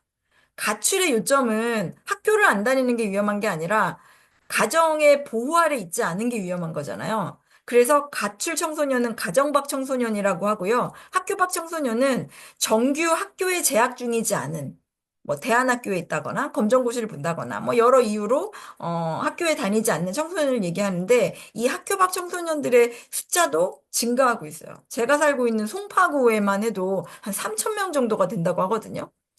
그러니까 제법 많은 거죠. 청소년 인구 비율로 하면. 그러니까 이 아이들이 만약에 학교 밖 아이가 가정 밖 아이기도 하다라고 하면 아까 OECD 기준에서 말씀드린 것처럼 위기의 상태가 훨씬 더 올라가는 걸 것 같아요. 저는 좀 대형 교회들 위주로는 이런 학교 밖 청소년들을 돌보는 시설, 교회 안에 지역아동센터들은 이게 사실은 사업이 되니까 많이 하시잖아요. 근데 학교 밖 청소년 지원센터는 이제 몇 번 이제 저도 개인적으로 뭐 목사님들과 얘기해보고 하면 교회는 학교 안 다니는 아이들이 교회 건물 안에 들어오는 것도 되게 부담스러우시더라고요. 근데 학교는 안 가는데 교회는 편해라고 하면 교회 안에서 뭐 이 학교 밖 청소년 지원센터 같은 경우는 예산 지원도 받거든요. 그럼 교회 안에서 얼마든지 아이들을 건강하게 보호하면서 청소년들에게 복음도 전하고 하는 이제 그런 사업이 되지 않을까라고 생각을 하면서 소개를 해드립니다. 뭐 이제 관련한 사업들을 한번 보여드렸고요. 그래서 지금 현재는 학교 밖 청소년 지원 강화 대책도 있고 고위기 청소년, 그러니까 여러 위기가 한꺼번에 뭐 여러 개 중복으로 있는 이런 청소년들을 대상으로 그런 방안도 마련해서 사업이 진행 중입니다. 그리고 이제 특별히 또 우리가 포용해야 되는 청소년들 중에 하나의 대상은 미디어 과의존 청소년들. 이제 이런 아이들을 혹시 아시나 모르겠는데 미디어 과의존 아이들로 판명이 되면 이렇게 격리시켜 놓고 교육하고 상담하는 그런 시설이 있습니다. 그런 아이들 발굴하고 치유 지원할 수 있도록 하고, 그리고 여기서 보이는 국립청소년 디딤센터라는 곳, 이제 이런 곳들이 미디어 중독, 그리고 약물 중독, 그다음에 여기 사이버 도박 중독, 이런 아이들을 격리시켜 놓고 이 안에서 뭐 아이들의 상태에 따라 다르겠죠. 충분히 회복돼서 사회에 복귀할 수 있도록 이제 그런 프로그램들도 있어요. 그래서 교회에서도 저희 교회가 좀 큰 교회다 보니 이제 이런 기도 제목들 많이 올라와서 소개도 해드리고 하는데 이제 교회는 어떻게 접근해야 될지 잘 모르시는 것 같기도 한 것 같아요. 이 교회에서 우리 아이를 보내는데 이게 기독교 기관이 아닌데 보내도 되나? 라는 이제 그런 걱정도 하시는 것 같은데 이거는 공공기관이니까 보내도 이상하지 않은 기관들이거든요. 그래서 많이 사용하고 소문도 내주셨으면 좋겠습니다. 그래서 위기 청소년은 사실은 조기 발굴하는 것들, 그리고, 이- 조기 발굴하는 척도들도 있어요. 그러니까 이 교회 밖에서는 위기 청소년을 예측도 하고, 이 아이가 이렇게 가면 위험군이 되겠다라는 그런 척도들도 있는데, 저는 교회가 적극적으로 이렇게, 위기 청소년들을 찾아 나서고, 또 신앙교육도 하지만 이렇게 사회하고 협업해서 위기 청소년들의 복지 지원인 거고, 우리 입장에서는 영혼을 구하는 일이 되지 않을까 이런 생각을 해봤습니다. 그리고 지역 중심으로도 청소년 안전망이라고 해서 CYS넷이라고 얘기하거든요. 지역사회 커뮤니티 CYS넷 커뮤니티 세이프티넷이라고 하는 이제 그런 청소년 안전망들 가지고 사례 관리도 하고 지원도 하는 그런 지역사회 프로그램들이 있습니다. 그리고 어쨌거나 이거는 윤석열 정부에서도 지자체 청소년 안전망 팀을 증가시키겠다, 예산 지원을 하겠다라고 해놨던 내용들이고요. 또 이 아이들을 그냥 사회나 가정으로 복귀를 시킬 것뿐만이 아니라 어느 정도 일정 나이가 되면 자립도 해야 되잖아요. 그래서 그런 자립, 진로 지원까지도 연계하는 프로그램들이 있으니 많이 사용해 주셨으면 좋겠고요. 그 다음에 우리가 또 포섭해야 되는 청소년 대상 중에 뭐 다문화도 있고 한부모 청소년, 은둔형 청소년, 그 다음에 수용자 자녀, 그러니까 범죄자 부모를 둔 자녀들, 쉽게 드러나지 않고 어디다 내놓고 할 수 없는 그런 위기 청소년들 발굴 지원하는 것도 필요하겠고, 그다음에 장애 청소년, 근데 요새 경계선 지능 청소년 많이 얘기하잖아요. 그러니까 새로운 장애 유형인데 초등학교 선생님들은 코로나를 겪으면서 경계선 지능으로까지 가지 않아도 될 아이들이 방치되는 과정에서 3분의 1 정도가 경계선 지능 아이들로 모인 반도 있다. 이런 얘기도 하시고 해서 되게 큰 이슈가 되기도 했는데, 이제 이런, 아이들. 그리고 제가 이해하기로는 경계선지능 아이들 같은 경우는 조기에 발견되면 발견될수록 이 아이들을, 조금 정상으로 비슷하게 그러니까 치료할 수 있는 방법들이 있는데, 사실 경계선지능 아동의 가장 큰 특징과 부모님의 반응은 우리 아이가 느려요. 착해요. 순해요. 그래서 아직 모르는 거예요. 좀 고집이 세요. 근데 느려요. 발달이 옛날에 말도 느렸어요. 막 이런 식으로 표현을 하시거든요. 그래서 이거 학교마다 경계선지능 아동 이제 판정하는 시스템이 다 있는데 부모들은 절대 인정을 하지 않아서 이 시기가 놓쳐져 버리는 경우들도 있습니다.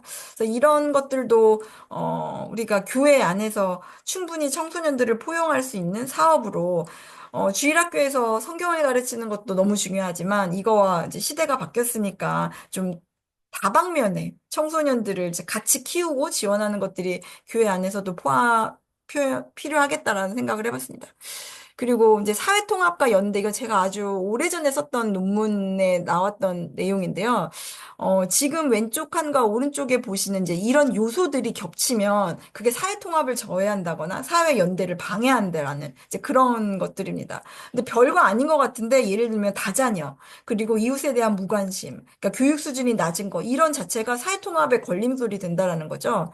근데 그렇다라고 하면 우리가 주변에서 교회에 있는 성도들만이라도 이런 저해 요소들을 조금이라도 좀 복지 차원에서도 그렇지만 이런 요소들, 지표들을 조금 줄여가는 일들을 교회도 함께 할 수 있지 않을까라고 해서 한번 가져와 봤습니다. 그래서 마지막인데, 아까 OECD의 위기 청소년의 개념에서 말씀드린 것처럼 청소년이 어떤 특정 청소년들만 대상으로 하는 것이 아니라 모든 청소년을 포용 정책으로 보고 또 기독교적인 관점에서 신앙의 관점에서 그리고 학교 현장에서 그리고 학교 밖에서 이루어지는 다양한 청소년 활동 현장에서 청소년 포용 정책이 같이 연계돼서 어, 논의가 계속 되었으면 좋겠다라는 것으로 발표를 마치겠습니다. 이상입니다. 네, 감사합니다. 네, 우리 마지막으로 박혜인 박사님 발제 정해 주도록 하겠습니다.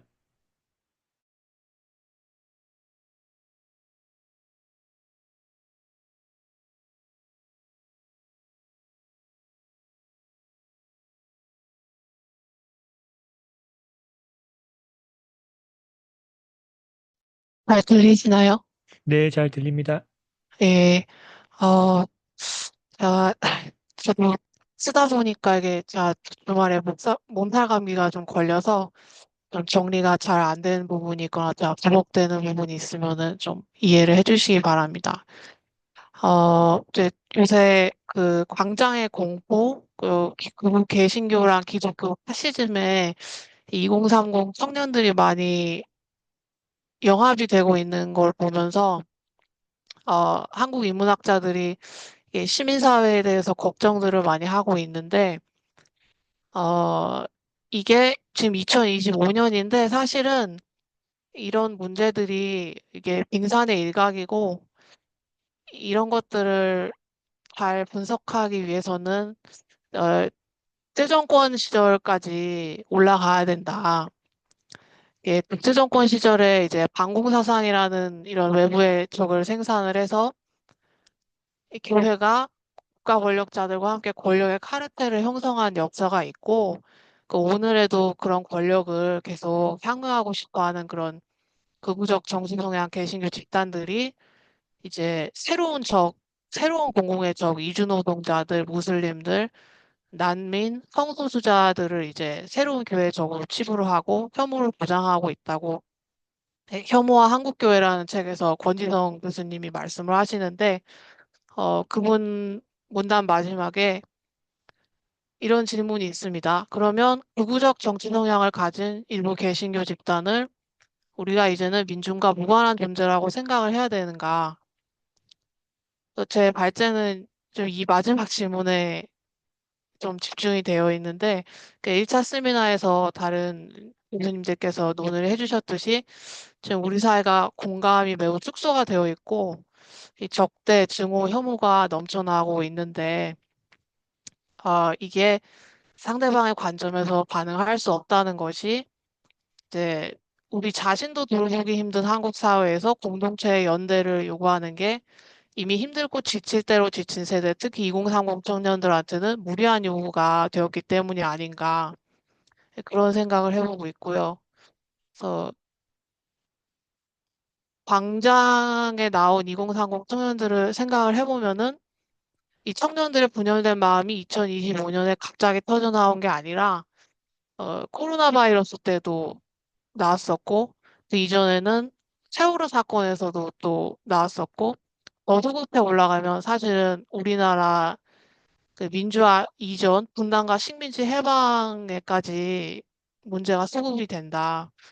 그래서 이런 문제에 대해서 어, 핵목탕에서 불어오는 바람이라고 이제 세월호 문제를 분석한 학술 서적이 있는데 이제 왼쪽에 있는 사진은 그 일간 베스트 청년들이 나와서 이 세월호 참사 희생자 유가족들을 능멸을 하려고 단식 투쟁을 하는 그 분들 앞에 가서 폭식 투쟁을 하는 거죠. 그래서 이제 자유시간 초콜릿을 이제 산더미 같이 쌓아놓고 먹고 있는데 이런 문제가 왜 발생을 하는가? 네, 이제 비난을 하는 게 이제 첫 반응이겠죠. 이제 진보 기독교인들은. 근데 이제 그 천정환 박사가 분석을 한 거에 의하면 이제 일간 베스트에서 생산하고 감정을 유통하는 사람은 주로 이제 10대에서 20대 남자 청년, 청소년들인데 많은 비판과 사회적 낙인에도 불구하고 계속 이런 거를 재생산하는 이유가 사실은 우리 사회에서 압도적인 여성들로부터 자기네가 먼저 쓰레기 취급을 받는다는 겁니다. 그래서 어른들한테는 혐오를 받고 여성들로부터는 이제 쓰레기 취급을 받는데 그런 게 이제 스스로를 자기 모멸을 포함한 그런 감정으로 이제 내면화를 시켜서 이 밖에 있는 그런 어떤 거시적인 공감을 얘기하고 있는 진지하고 진보적인 의제를 다 계급화시키고 모멸을 시킬 수 있는 힘이 생기는 거예요. 왜냐하면 자기가 이미 그런 모멸의 대상이 되었기 때문에. 그러니까 결국에는 이런 청년들이 자기 스스로를 쓰레기화하는 그런 사회가 이게 한국 신자유주의가 만든 경제 상황 그리고 젠더 의식 그리고 문화 교육 현장의 황폐함 그 사실은 이런 것들을 보는 지식인들과 교회 권력의 무능함이 주 원인이다. 그렇게 분석을 합니다. 그래서 사실은 이제 아, 감정과 이데올로기의 어떤 뗄 수 없는 그런 연관을 이해를 하고 감성을 회복을 해야 된다. 그래서 진영 논리나 정치 양극화 극복이라는 이중적인 과제를 가지고 있는데 교회가 이제 보수적인 정치 성향의 확장을 하는 집단이 되었기 때문에 이런 세월호와 관련된 반애도의 정서와 비공감을 자극하는 정보들이 이제 교회에서 가짜 뉴스를 전파를 한다는 거죠. 이런 문제에 대해서 우리나라 그 분단 사회심리학자인 김성경 교수가 이제 마음이라는 거는 이성을 포함해서 사람의 감정, 정서, 의지, 감각 등의 총체이고 이를 공유하는 집단들의 성향과 행위의 근원이라고 얘기하는데 환대와 소통을 위해서는 결국에는 이게 이 사회 속에서 서로 같이 살아가기 위한 문제이기 때문에 태극기 세력부터 촛불 세력까지 모두가 분단과 경쟁의 구조에서 배제된 경험이 있는 평범한 시민이라고 서로 이해를 해야 우리가 공감과 환대를 얘기를 할 수 있다. 그래서 이제 사실은 이런 혐오의 마음이 나오게 된 거는 민주화 이후에 한국 사회가 이제 완전히 1997년 IMF 경제 위기 이후에는 신자유주의 이데올로기가 들어와서 효율성과 유연성 그리고 무한 경쟁이 최고의 가치가 됐기 때문에 모든 것이 개인의 책임이고 이런 자기 개발을 하지 못하는 생존으로부터 떨어져 나가는 사람들은 그런 마음들을 내면을 해서 내가 이 사회에서 잉여가 되었구나. 그래서 이 잉여 의식이라는 게 촛불 전국에 등장한 이 태극기 부대를 광장에 모이게 하는 큰 정동적 자원이라는 얘기를 합니다. 어, 그래서 이 지그문트 바우만이라는 학자를 이제 논의를 하면서 이 빠르게 변화하는 경제 체제에서 이제 태극기 부대는 주로 6.25를 경험한 노년 세대이기는 한데 이 사람들이 자신들의 가치와 삶이 이미 폐기되어서 갈 곳을 잃었고 오직 경제적 가치만 추구하는 세계에서 나는 이미 잉여로 구분되어서 버려졌기 때문에 직업도 없고 계획이나 지향점도 없고 자기 삶을 자기가 틀어지고 있다는 자신감을 잃어버렸을 뿐만 아니라 어떤 노동자로서의 존엄, 자존심, 그리고 자기가 쓸모 있는 사람이고 사회적 위치를 갖고 있다는 느낌을 박탈당했다. 그래서 새롭게 등장한 시대가 이제 자기네가 만들어낸 어떤 삶의 양식이나 가치 등을 폄하시키고 이거를 더 하기 위해서는 다 같이 모여서 자신들이 믿어온 것을 광장에서 함께 공유함으로써 이제 세상에 대한 두려움과 불안감을 극복해야 되는데 그게 이제 태극기 무대가 되었다는 분석을 내립니다. 다시 이제 결론에서 이제 김성경 교수가 이 갈라진 마음들이라는 책에서 젊은 층으로 형성되어 있는 보수적 종교 활동가들의 마음을 이해를 하려면 이 1세대 목사들의 피라민 반공주의 그리고 이제 성장세가 이제 주춤해진 대형 교회에서 그런 신도들의 불안을 반공주의적 감정을 자극을 해서 보수적인 메시지를 전파를 하고 이런 태극기 세력이나 이 사람들이 표상하는 혐오라는 감정이 결국에는 신자유주의 그리고 우리나라 특유의 어떤 분단과 근대화의 문제하고는 뗄래야 뗄 수 없는 관계에 있다. 이런 분석을 보여줍니다. 어, 그래서 이런 분단적 마음과 분열의 실제는 그러면 이제 파악이 됐는데, 그러면 교회와 신학이 이런 거를 어떻게 치유하고 해방하는 데 기여를 할 것인가? 그, 그 루터대학교 이인성 교수의 혐오의 시대 한국 기독교의 역할이라는 논문을 보면, 어, 태극기 부대 구개신교 단체가 전위 부대가 되어서 나온 걸 보면서 태극기충과 촛불 좀비가 함께 앉아서 이웃사랑을 기도하긴 하지만 서로를 혐오의 시선으로 바라보고 있다. 그래서 물론 이 광장과 한국 사회에 만연한 혐오의 문제가 100% 한국 교회의 책임은 아니지만 한국 교회가 이 사회의 혐오를 진지하게 직면할 필요가 있고 기독교의 사명은 가짜뉴스 제작이나 유포가 아니라 좋은 뉴스, 굿뉴스의 전달자라는 걸 우리가 다시 진보든 보수든 이해를 해야 된다 이렇게 얘기를 하는데 어 이제 목표적 관점에서 생각을 해본다면은 이제 소위 진보 진영에서 이제 이 광장으로 나온 장소를 잃어버리고 자기네 세계를 뿌리 뽑힌 이런 세대들이 아우성 치러 나왔는데 이 사람들이 반지성주의자다. 이 사람들은 뭐 어차피 갈 곳도 없고 존재감을 상실한 이들이라고 그렇게 딱 이제 정의를 내리고 선을 그으면 사실 저쪽 편도 적개심을 가지고서 뭐 종북, 종중, 공산주의자들, 뭐 꼴패미 등 이런 혐오를 동반한 언어 폭력을 멈추지 않겠죠. 그래서 보수 개신교 또는 극우 개신교를 이제 비판하고 나서 비판 이후에 이 민주화 이후에 어떻게 동력을 잃고서 기독 청년들한테 극우화가 매력적인 차선책이 되도록 방치한 그런 책임이 진보 개신교에는 전혀 없는가. 그런 것들을 좀 자성을 해야 될 필요가 있다고 생각을 합니다. 그래서 이 사람들의 생각이 도저히 기독교적 가치와 양립을 할 수 없다고 할지라도 들어주는 척이라도 해보자. 왜냐하면 이게 합리성과 합당성 그리고 권리의 차원을 넘어서 시간과 인내가 필요하고 무조건적인 어떤 환대가 필요한 부분이 있을 것이다. 그렇지 못하면은 대안은 극우 세력에서 말하는 그런 척결이라는 아주 극단적인 단어가 있는데 사실은 진보 진영에서 그 이후를 넘어서는 비전과 철학을 제공을 해줄 수 있는가 그런 것들을 좀 성찰을 해야 되겠다.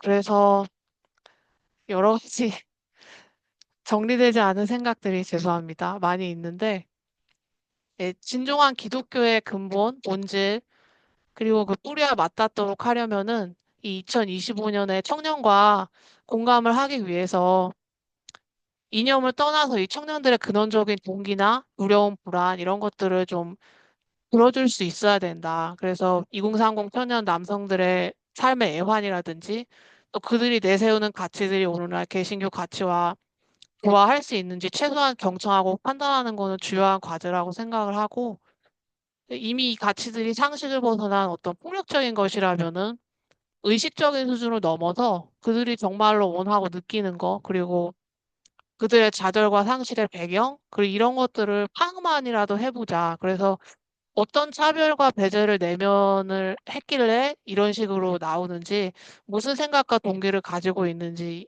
어, 생각을 같이 해보자. 예. 그런 말씀을 드리고 싶습니다. 아, 네. 네, 감사합니다. 네, 이제 우리 남은 시간은 밝혀주신 분들 내용 가지고 질의응답 하시고 또 토론하시는 시간 갖도록 하겠습니다. 혹시 가장 먼저 질문해 주실 분 계실까요?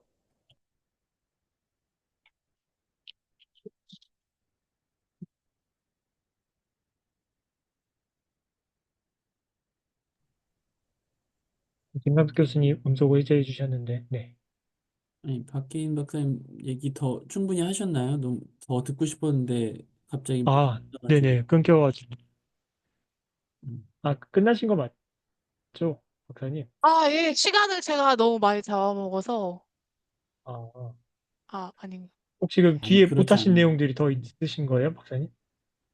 제가, 그, 쓴 게 있기는 한데, 예, 정리를 많이 해야 되고, 예, 아까 말씀드린 이제 이 청년들에 대한 어떤, 그러니까 기독교회가 청년들한테 그런 미래 비전과 가치를 제공을 못 해주면 지금 헬조선을 사는 청년들한테는 이 소속감과 연대가 너무 절실한 시대이기 때문에 아까 박선영 교수님께서 이제 청소년들을 대상으로 말씀을 해주셨는데 학교 밖, 가정 밖으로 나갈 수밖에 없는 청소년들이 있듯이 청년들도 이제 너무나 이 생존 경쟁이 너무나 지치니까 교회에서 가르치는 대로 살라고 하면은 이 청년들이 거의 그때 제가 CBS인지 기독교 방송에서 보니까 한 40% 이상 청년들은 교회에서 성경에서 가르치는 대로 하면 사회에서 성공 못한다.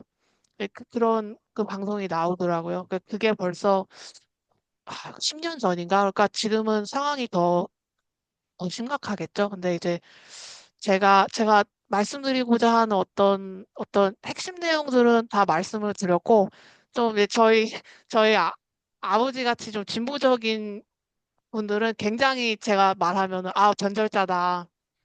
어, 들을 가치 없다. 이렇게 생각하실 수도 있고, 근데 그 교회 공동체는 이렇게 정치적 이념을 넘어서서 성도에 기반해서 덕을 세우는 그런 정체성이 없이는 사실은 음.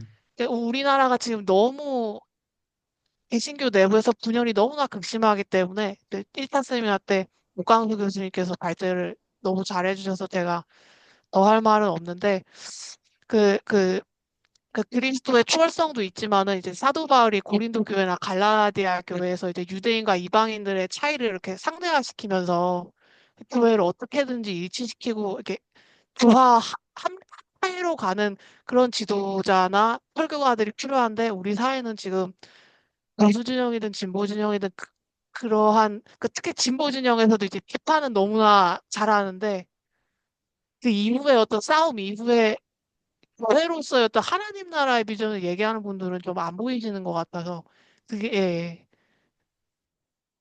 음. 전 개인적으로 굉장히 인상 깊게 들었고요. 얼마 전에 김상봉 교수님 영성 없는 진보 강연도 들었고, 맥락이 이제 닿는다고 생각이 들고요.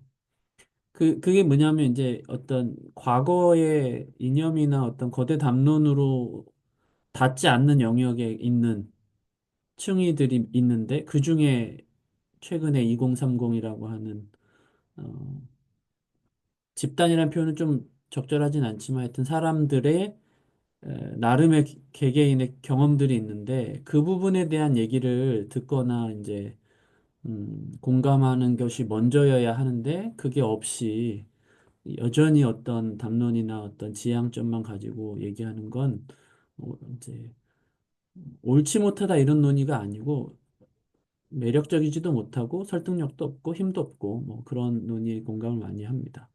그런 부분에 있어서 전체적인 논의의 방향은 너무 공감이 되는데 이거를 어, 말씀하신 대로 어떻게 정리할 거냐. 그러니까 어떤 성경적인 근거나 신학적인 근거나 아니면 어떤 뭐 뭐랄까 하여튼 이론적인 근거와 힘을 좀 빌려서 요거를 하나로 이렇게 모으시는 게 필요하겠다 생각이 듭니다. 개인적으로 저는요, 오늘 주제 다음에 쓴 글이 감정과 정동에 관한 글들인데 상당 부분 맛 다 있다고 생각하고요. 그게 한 얘기가 아까 정동적인 힘이라고 하셨는데 그 이성의 대화나 우리가 지금 뭔가 이념이나 이거 얘기할 단계가 아닌 것 같아요. 지금 오늘날의 이런 현상은 그러니까 그런 상황이기 때문에 좀 더 생존과 뭐 각자 도생에서 경쟁과 여기서 치여 있는 사람들에게 시민 교육이나 뭐 진보의 가치 뭐 보수도 마찬가지지만 그래서 개인적으로 그 일부러 그렇게 언어를 쓰셨는지 모르겠는데 뭐 이렇게 진보다 보수다 이런 느낌이 아니고 굉장히 뭐랄까 중간이라는 표현보다는 어, 조금 더 일반적인 보편적인 언어를 더 많이 쓰신 듯한 저는 그게 되게 와 닿았거든요. 이건 그냥 인간적인 본능이고 필요다. 네, 그리고 그게 거기에 교회가 응답해야 된다. 이런 접근이 마음에 들어서 그런 논의들이 잘 됐으면 좋겠고.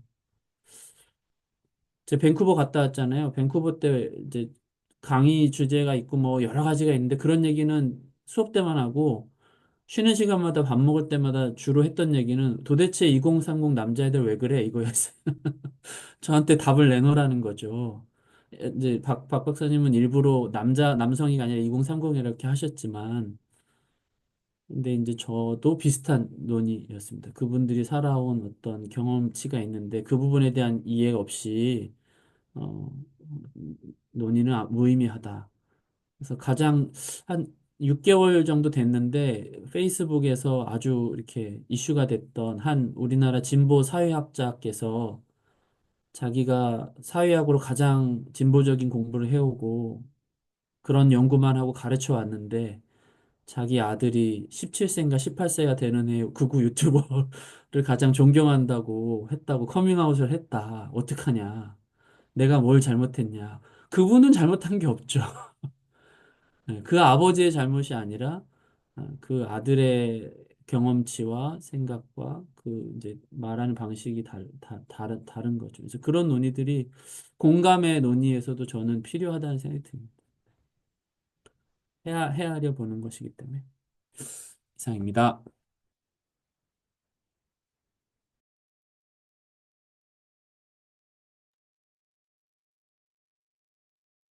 네, 오늘 발제해주신 네 분 위원님들에 대한 피드백 및 질의응답 부탁드립니다. 어, 저는 제가 좀 영성을 쌓으면 제 연구와 박혜인 박사님의 연구가 이어질 수도 있지 않을까. 그러니까 네, 좀 힘든데 제가 영성을 쌓고 신학적인 백그라운드가 있으면 제가 본 그 위기 청소년들, 그 중에서도 위기 단계 1단계에 있는 아이들이 아마도 극우 개신교 청년들이 될 확률이 높지 않을까.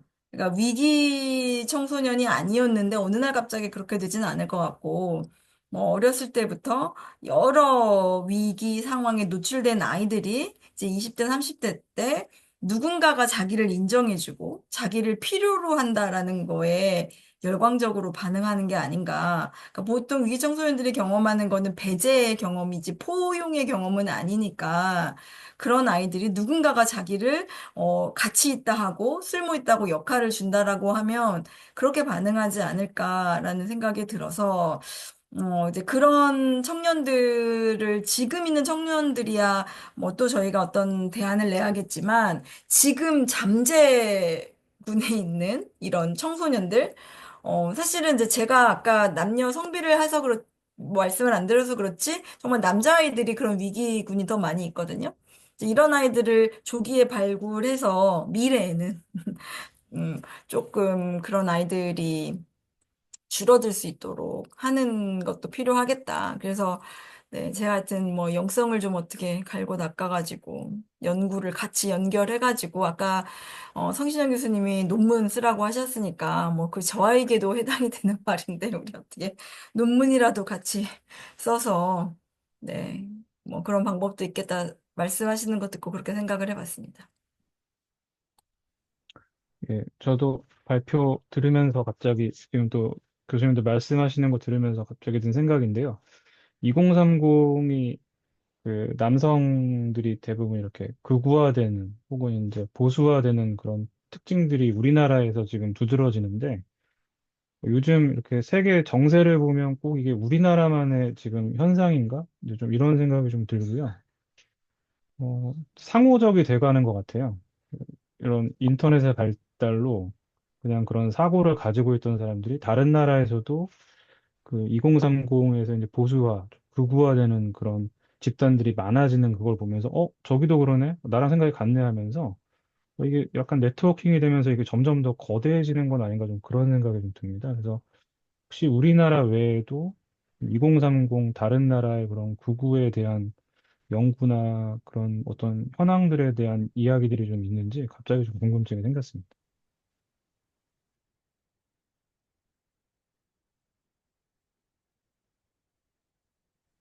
현상은 비슷하게 있다고는 하는데요. 이게 이제 살아온 역사나 문화적 경험, 집단적 경험은 다르니까 우리나라랑 똑같을 수는 없는 것 같아요. 그래서 이 비슷한 점이 있다 그러면 여성들이 전반적으로 공부를 잘하고 사회 성취도가 높고 그다음에 어떤 주로 서구 자유주의 국가에서는 여성주의적인 어떤 사고가 글로벌 스탠다드가 되니까 그런 비교는 있을 수 있지만 또 각자 너무 다르거든요. 그래서 저는 그거는 이제 일반화하기는 어렵다고 보는데 개인적으로 공통점이 있다고 보는 거는 김경미 교수님인가 어떤 분이 지금 일어나는 이런 우경화 현상은 이제 반페미니즘이 아니고 특정 집단이 갖지 못한 힘에 대한 욕망이다. 이렇게 이제 설명하거든요. 그러니까 우리가 한 번도 힘을 가져보지 못한 집단이 어, 에게 소위 이제 페미니즘이라든가 진보주의라든가 이런 것들은 자신들의 힘을 빼앗은 집단들의 이론으로 이렇게 인식이 되니까 거기에 반대되는 형태로 그 적을 이제 상정하고 그들과 반대되는 극우적인 혹은 보수적인 집단들에게 이제 동징함을 느끼는 건 당연한데 재밌는 건 뭐냐면 이분들은 옛날 방식으로 막 60, 70대 이제 꼰대 아저씨들이 힘을 길러라. 지금 우리 나라를 구해야 된다. 뭐 이런 옛날적이나 통할 법한 그런 얘기를 하는데 거기에 이제 호응을 한다는 사실이죠. 그게 참 희한해요. 네. 그래서 제 지인 중에도 거기에 이제 빠지셔가지고 어떤 자기 아들내미가 학교 성적이 절대 서울대를 갈 수 없는데 재수를 하겠다. 나는 서울대 가지 않으면 학교를 가지 않겠다. 아니야, 너는 거기 가지 않아도 네가 어디 가든 너가 행복하기만 하면 돼. 이게 부모님들의 정서인데 뭐라고 하냐면 바로 그게 내가 싫은 거다. 나는 힘을 가질 거다. 이렇게 이제 얘기하니까 아까 말씀하신 대로 진보적인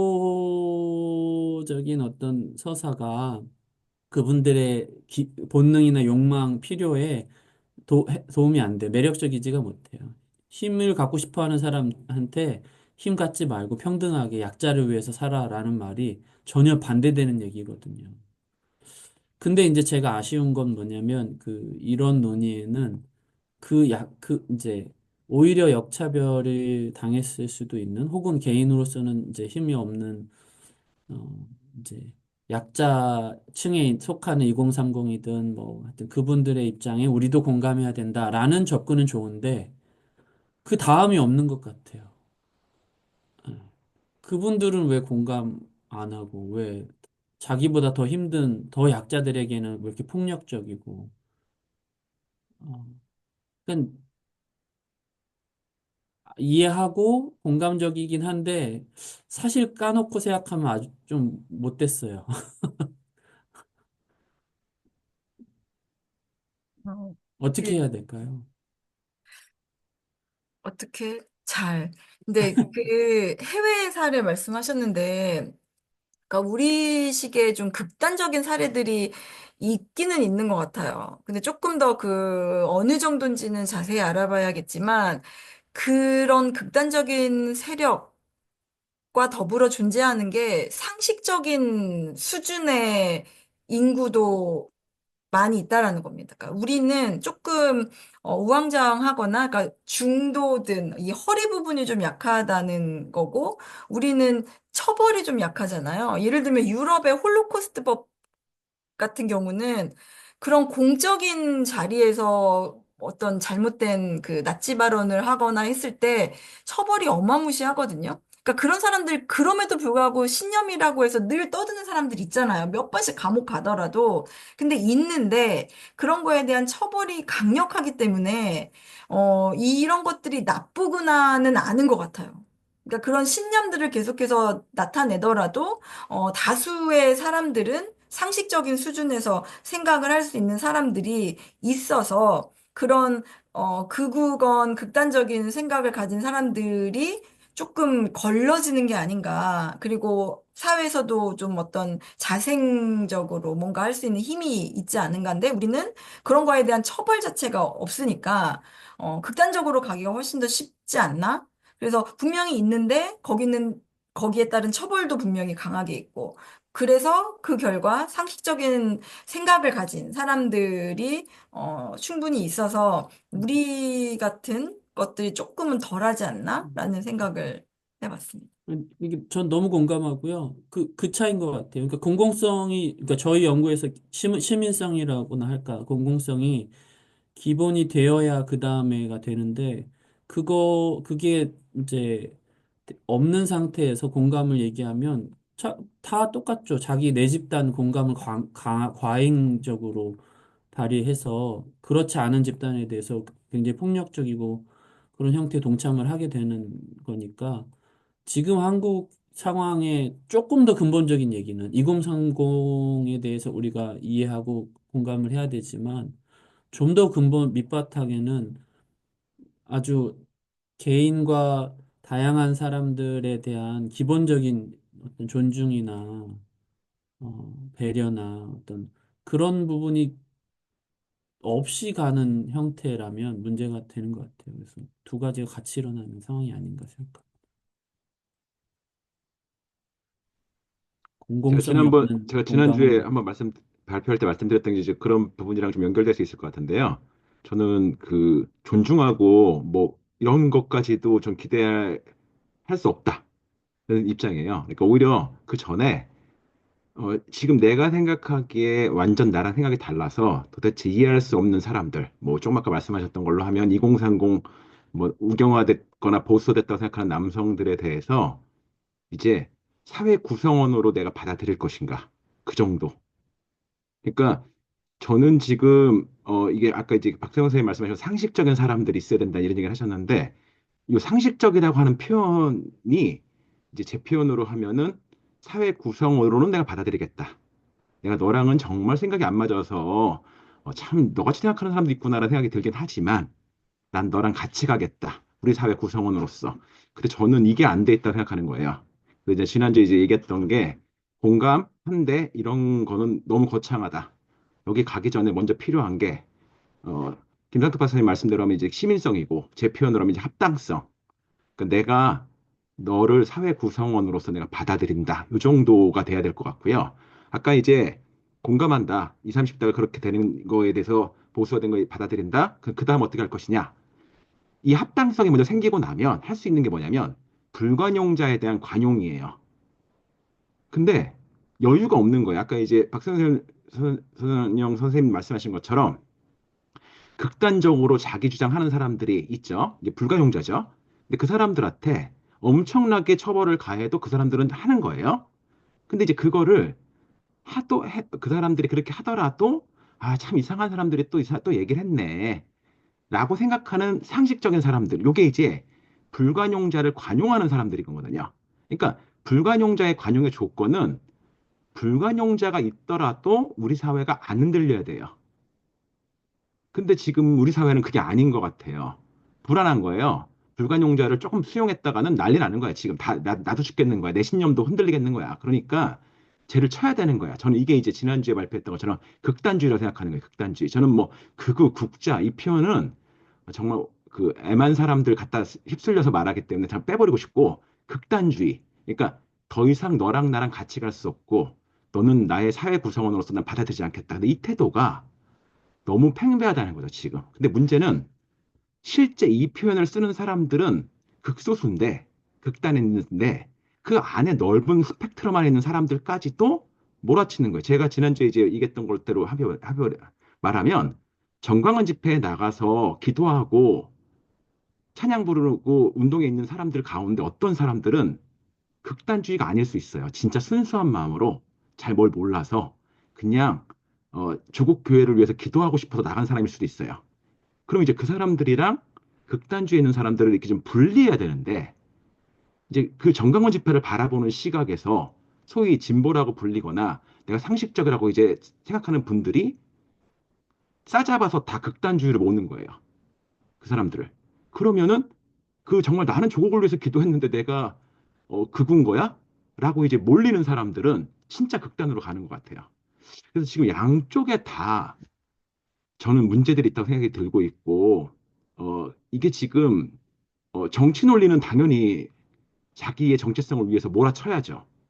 이제 기독교마저 이렇게 되고 있는 게 제가 보기엔 큰 문제다.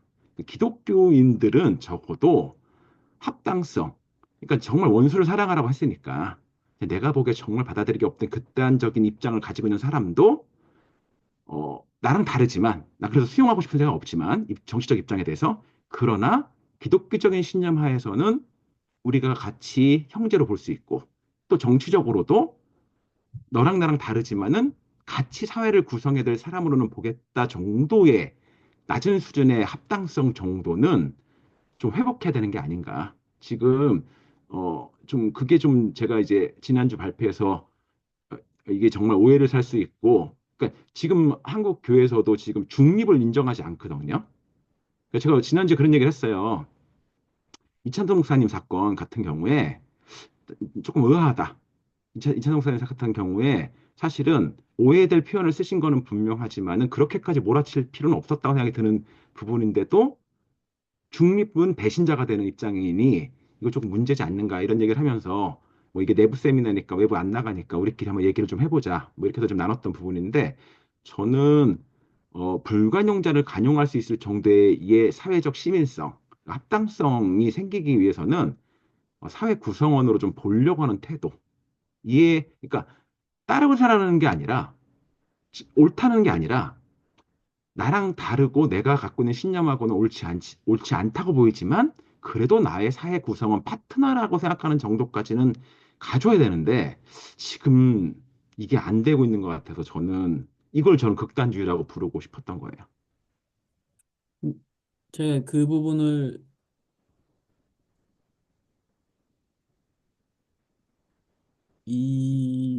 이론적으로, 아니요. 하여튼 관념적으로 동의하면서도요. 그러니까 지향을 동의하면서도, 또 한편에서는 왜 이런, 예를 들면 이찬수 목사님에 대한 그런 일이 벌어졌는가를 좀 심정적으로 변호를 하자면, 한국 역사적인 맥락이 그동안 뭐라 그럴까, 관용을, 불관용하는 사람, 불관용자에게 관용하는 역사가 주로 이렇게 약자라든가 정말 소수라든가 정말 도움을, 관용을 받아야 될 보살핌이 필요한 사람한테 행해지는 역사보단 주로 뭔가 힘이 있고 자기 멋대로 하고 사람들에게 피해를 줬던 사람들에게 관용이 베풀어졌던 정서가 있어서 거기에 대한 이렇게 약간 알러지 같은 게 아닌가. 그러니까 저도 동의를 하는데 네. 그거를 정치적으로는 할 수 있다고요. 그렇게. 근데 교회 내에서 성도들 사이에서 그렇게 해야 되냐는 거죠. 목사가 그러면 정광훈 집회 나간 사람들은 다 나쁜 사람들이라고 설교를 해야 되냐는 거죠. 분명히 자기 교회 안에 성도들 사이에서 지금 다른 정치적 입장들 때문에 갈등하는 게 보이는 입장에서 할 수 있는 목회적 관점에서의 그 입장이 뭐냐는 거죠. 음. 그러니까 그러니까 교회에서 다양한 사람이 있는데 거기에 대해서 어떤 말을 하지 않고 일단은 기도하자라는 말 자체에 잘못됐다라고 말하는 것 같지는 않은데요. 이찬수 목사님에 대한 비판은. 설교 들어보시면, 네. 그러니까 설교 제가 지난주에도 PPT에도 나눴는데 네. 설교에서 나온 문구와 실제 플랜카드에 있는 문구는 달라요. 설교에서 나와 있는 문구는 우리가 이렇게 분열하는 사람들이 있는데 일단 판단을 유보하고 하나님의 기도를 해봅시다. 요거였는데 플랜카드는 탄핵을 유보하고라고 돼 있어요. 음. 정치적인 걸로 이제 완전 잡은 거죠. 그래서 이제 그 다음 주에 목사님이 정치적인 언어가 아니라 신앙의 언어였다라고 해명을 했고 내가 뭘 얘기해도 지금 또다시 논란이 될 것 같긴 하다. 이런 얘기를 이제 하는 입장이 되는 거예요. 그러니까 뭐 사실은 그런 설교를 안 했은 게 더 좋았을 수 있겠지만은 그 전주에 사실은 그 교회 홈페이지에 올라왔거든요. 왜 목사님 이거에 대해서 아무 얘기 안 하시냐. 그래서 이제 목사님 답변하는 과정에서 한번 설교에 다시 넣으신 것 같은데 저는 이제 다양한 사람들이 저도 제가 출석하는 교회에 어떤 이유 때문에 제가 이제 1부, 2부, 3부 이렇게 쭉 예배를 같이 다 드리는데 대표 기도하는 사람 중에서 막 갈려 있어요. 극우적인 표현을 쓰시는 대표 기도자도 있고 또 그렇지 않은 분도 있고 중립도 있고 막 이렇게 있거든요. 근데 그래도 일단 다 같이 한 교회 성도라고 보고 생각이 다르지만 이야기를 하는 과정들이 필요해야 되는 건데 지금 한국 교회에서 이루어지고 있는 현상, 그 사회는 더 심하고요. 여기는 나랑 다르면 지금은 그냥 극우나 극자로 몰아버리고 서로 배척하고 같이 갈 입장으로 보지 않는 거는 심각한 문제 아닌가? 이제 여기에 지금 기독교가 동참했다는 게 저는 이 음. 합당성이라고 하는 말씀하신 시민성을 쌓는 게 어떻게 되는 거냐 이거죠. 만약에 김남석 박사님 얘기를 잘못 오해하면 이렇게 갈 수 있어요. 다치고 제대로 된 사람들 사이에 시민성을 쌓자. 근데 그런 건 아니요. 아니실 거 아니에요. 그런 맥락이 아니고 그렇죠. 근데 그런 면이 아닌데 그럼 그렇게 불관용자들에 대해서를 어떻게 할 거냐? 사실은 관용적으로 안을 수 있는 입장에 여유가 있는 데는 기독교밖에 없는 거죠. 종교밖에 없는 거죠, 사실은. 정치철학적으로 봤을 때. 종교가 그런 대안적인 공간이 돼야 되는 거에 동의를 하는데 그 기독교인이라는 말에 그냥 기독교와 그 시민이 섞여 있잖아요. 이렇게 세상과 있으면서 가치 판단도 다 하고 그리고 다양한 생각들이 있기 때문에 지금 목 교수님 말씀은 굉장히 큰 담론적인 접근에서는 그게 맞는 것 같은데 하나하나 개별적인 사안에서는 다 다양한 경험과 배경을 가지고 말을 할 것 같은데 그 얘기를 안 그것까지 이렇게 다 없어질 것 같은 또 걱정도 들더라 이런 얘기였죠. 그러니까 딴 얘기는 아닙니다. 이찬수 목사님에 대한 입장이 그렇게 나온 거에 대해서 저도 뭐 이렇게 다 저렇게 달려드나 처음엔 그렇게 생각했었는데 또 왜 달려드나 하는 마음도 같이 이해가 되더라는 거죠. 막 다 몰고 가자 이런 뜻 그렇게 지금 말씀하신 걸로 가면 그 이찬수 목사님에 대해서 비판을 하고 하시는 분들이 이 사태에 굉장히 큰 문제의 주범처럼 느껴지니까 그 주범이라고 부분에 생각해요. 저는 대해서 사실은 예. 저는 이게 지금 극단주의를 이끌어가는 양쪽 다가 문제라는 게 이제 지난번 발제의 포인트였어요. 그러니까 지금 우리가 극단주의를 이야기하면 항상 극우만 생각을 하거든요. 그리고 극우 이외의 극우를 비판하는 사람들은 전부 다 이제 올바른 생각으로 돼 있다라고 생각을 하는 것 같은 착각이 있는 것 같다는 거예요. 그렇죠. 그건 근데 잘못된 거죠. 근데 이 논리가 지금 왜 이렇게 흘러가고 있고 이게 그러니까 해결 방안이 없어요, 지금. 그러니까 오히려 이쪽 극우라고 보였던 사람들이 전부 다 사죄를 하고 자기 생각을 전부 다 내려놓지 않는 한 이 문제가 풀리지 않는 것 같은 거예요. 지금 이 상황이. 근데 이게 과연 뭐 제가 이제 지난번 들었던 롤즈 정치 철학 같은 경우에 이게 롤즈 같은 경우 합당한 다원주의 사회라고 하는 아주 심각한 갈등 상황들을 보면서 이거를 뭐 지난번에도 인용했지만은 파멸적 내전으로 가지 않게 하기 위한 전략이 뭐냐. 이게 합당한 다원주의의 사실을 인정하는 거다라고 이야기할 때 그 인정이 사실은 합당성에 대한 토대인데 그 합당성이 사실은 우리 안에 쌓이지 않은 거를 보여주는 거가 아닌가 지금.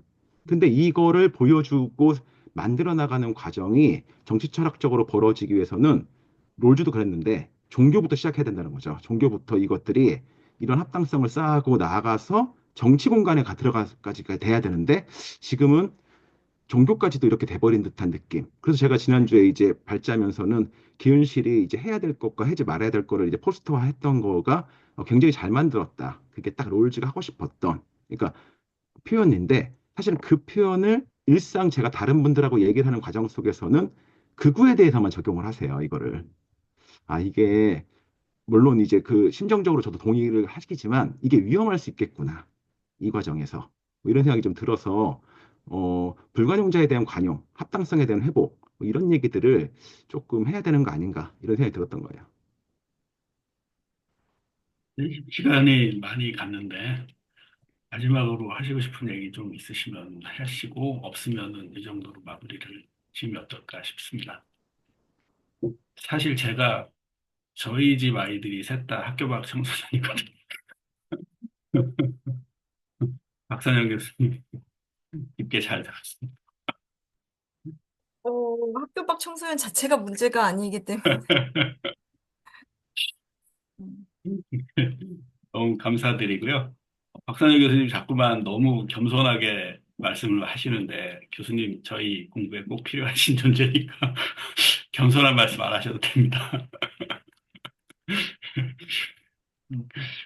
그러면은, 그 이상으로 좀 오늘은 마무리를 짓고요. 김희진 박사님도 이제 우리가 어떻게 공부하는지 분위기를 좀 알으셨을 테니까 또 이제 나중에 발표를 좀 준비를 해서 좀 해주시면 좋을 것 같고요. 일단은, 저는 이제 사실 감사한 거는 목광수 교수님 그 얘기 통해서 그리고 오늘 김상덕 박사님, 박계인 박사님, 박선영 박사님 이렇게 얘기 통해서 좀 이제 그 연구소 지원 사업할 때 어떤 갈래를 좀 쓰면 될지 그런 것들 좀 감을 좀 많이 잡았으니까 그런 쪽에서 이제 앞으로는 좀 저희가 이제 4월에 공고 나기 전까지 한 달에 한두 번 정도 좀 모여서 좀 그런 거 브레인스토밍 하고 좀 같이 얘기할 수 있으면 그래서 좀 그 해볼 수 있게 그렇게 좀 준비를 하겠습니다. 혹시 더 말씀하실 내용 있으신가요? 오늘 장시간 즐거운 시간이었습니다. 2시간이 어떻게 확 갔는지 모를 정도로 재밌었는데 너무 감사드리고요. 그러면은 다음 모임은 제가 좀 정리를 어느 정도 되는 대로 해서 좀 정리를 하고요. 네, 우리 6월 달 되면 이제 김승환 박사님이 어느 정도 본인도 그쪽에서 좀 정리가 될 수 있을 것 같다 그러셨어요. 그래서 그때 우리 방학하면 같이 놀러 가기로 했거든요. 그때 뭐 같이 또 놀러 가서 거기 가서 맛있는 것도 먹고 그렇게 하는 시간을 좀 준비를 해보겠습니다. 예, 수고 많이 하셨습니다. 감사합니다. 감사합니다. 네, 고생 감사합니다. 많으셨습니다. 김상덕 교수님 파티 초대해 주시면 갈게요. 예, 네, 일단 먼저 고맙습니다. 김상덕 박사님 파티부터 먼저 해야 되네요, 진짜. 성 교수님 빨리 퇴근하세요. 아, 그럼 안 되지. 네, 제가 그 한신대 가는 것도 한번 만들어 보겠습니다. 네, 네, 고맙습니다. 저희 연구실 들이하러 가야죠. 네네. 예, 수고 많이 하셨습니다. 감사합니다. 네, 수고했습니다. 감사합니다.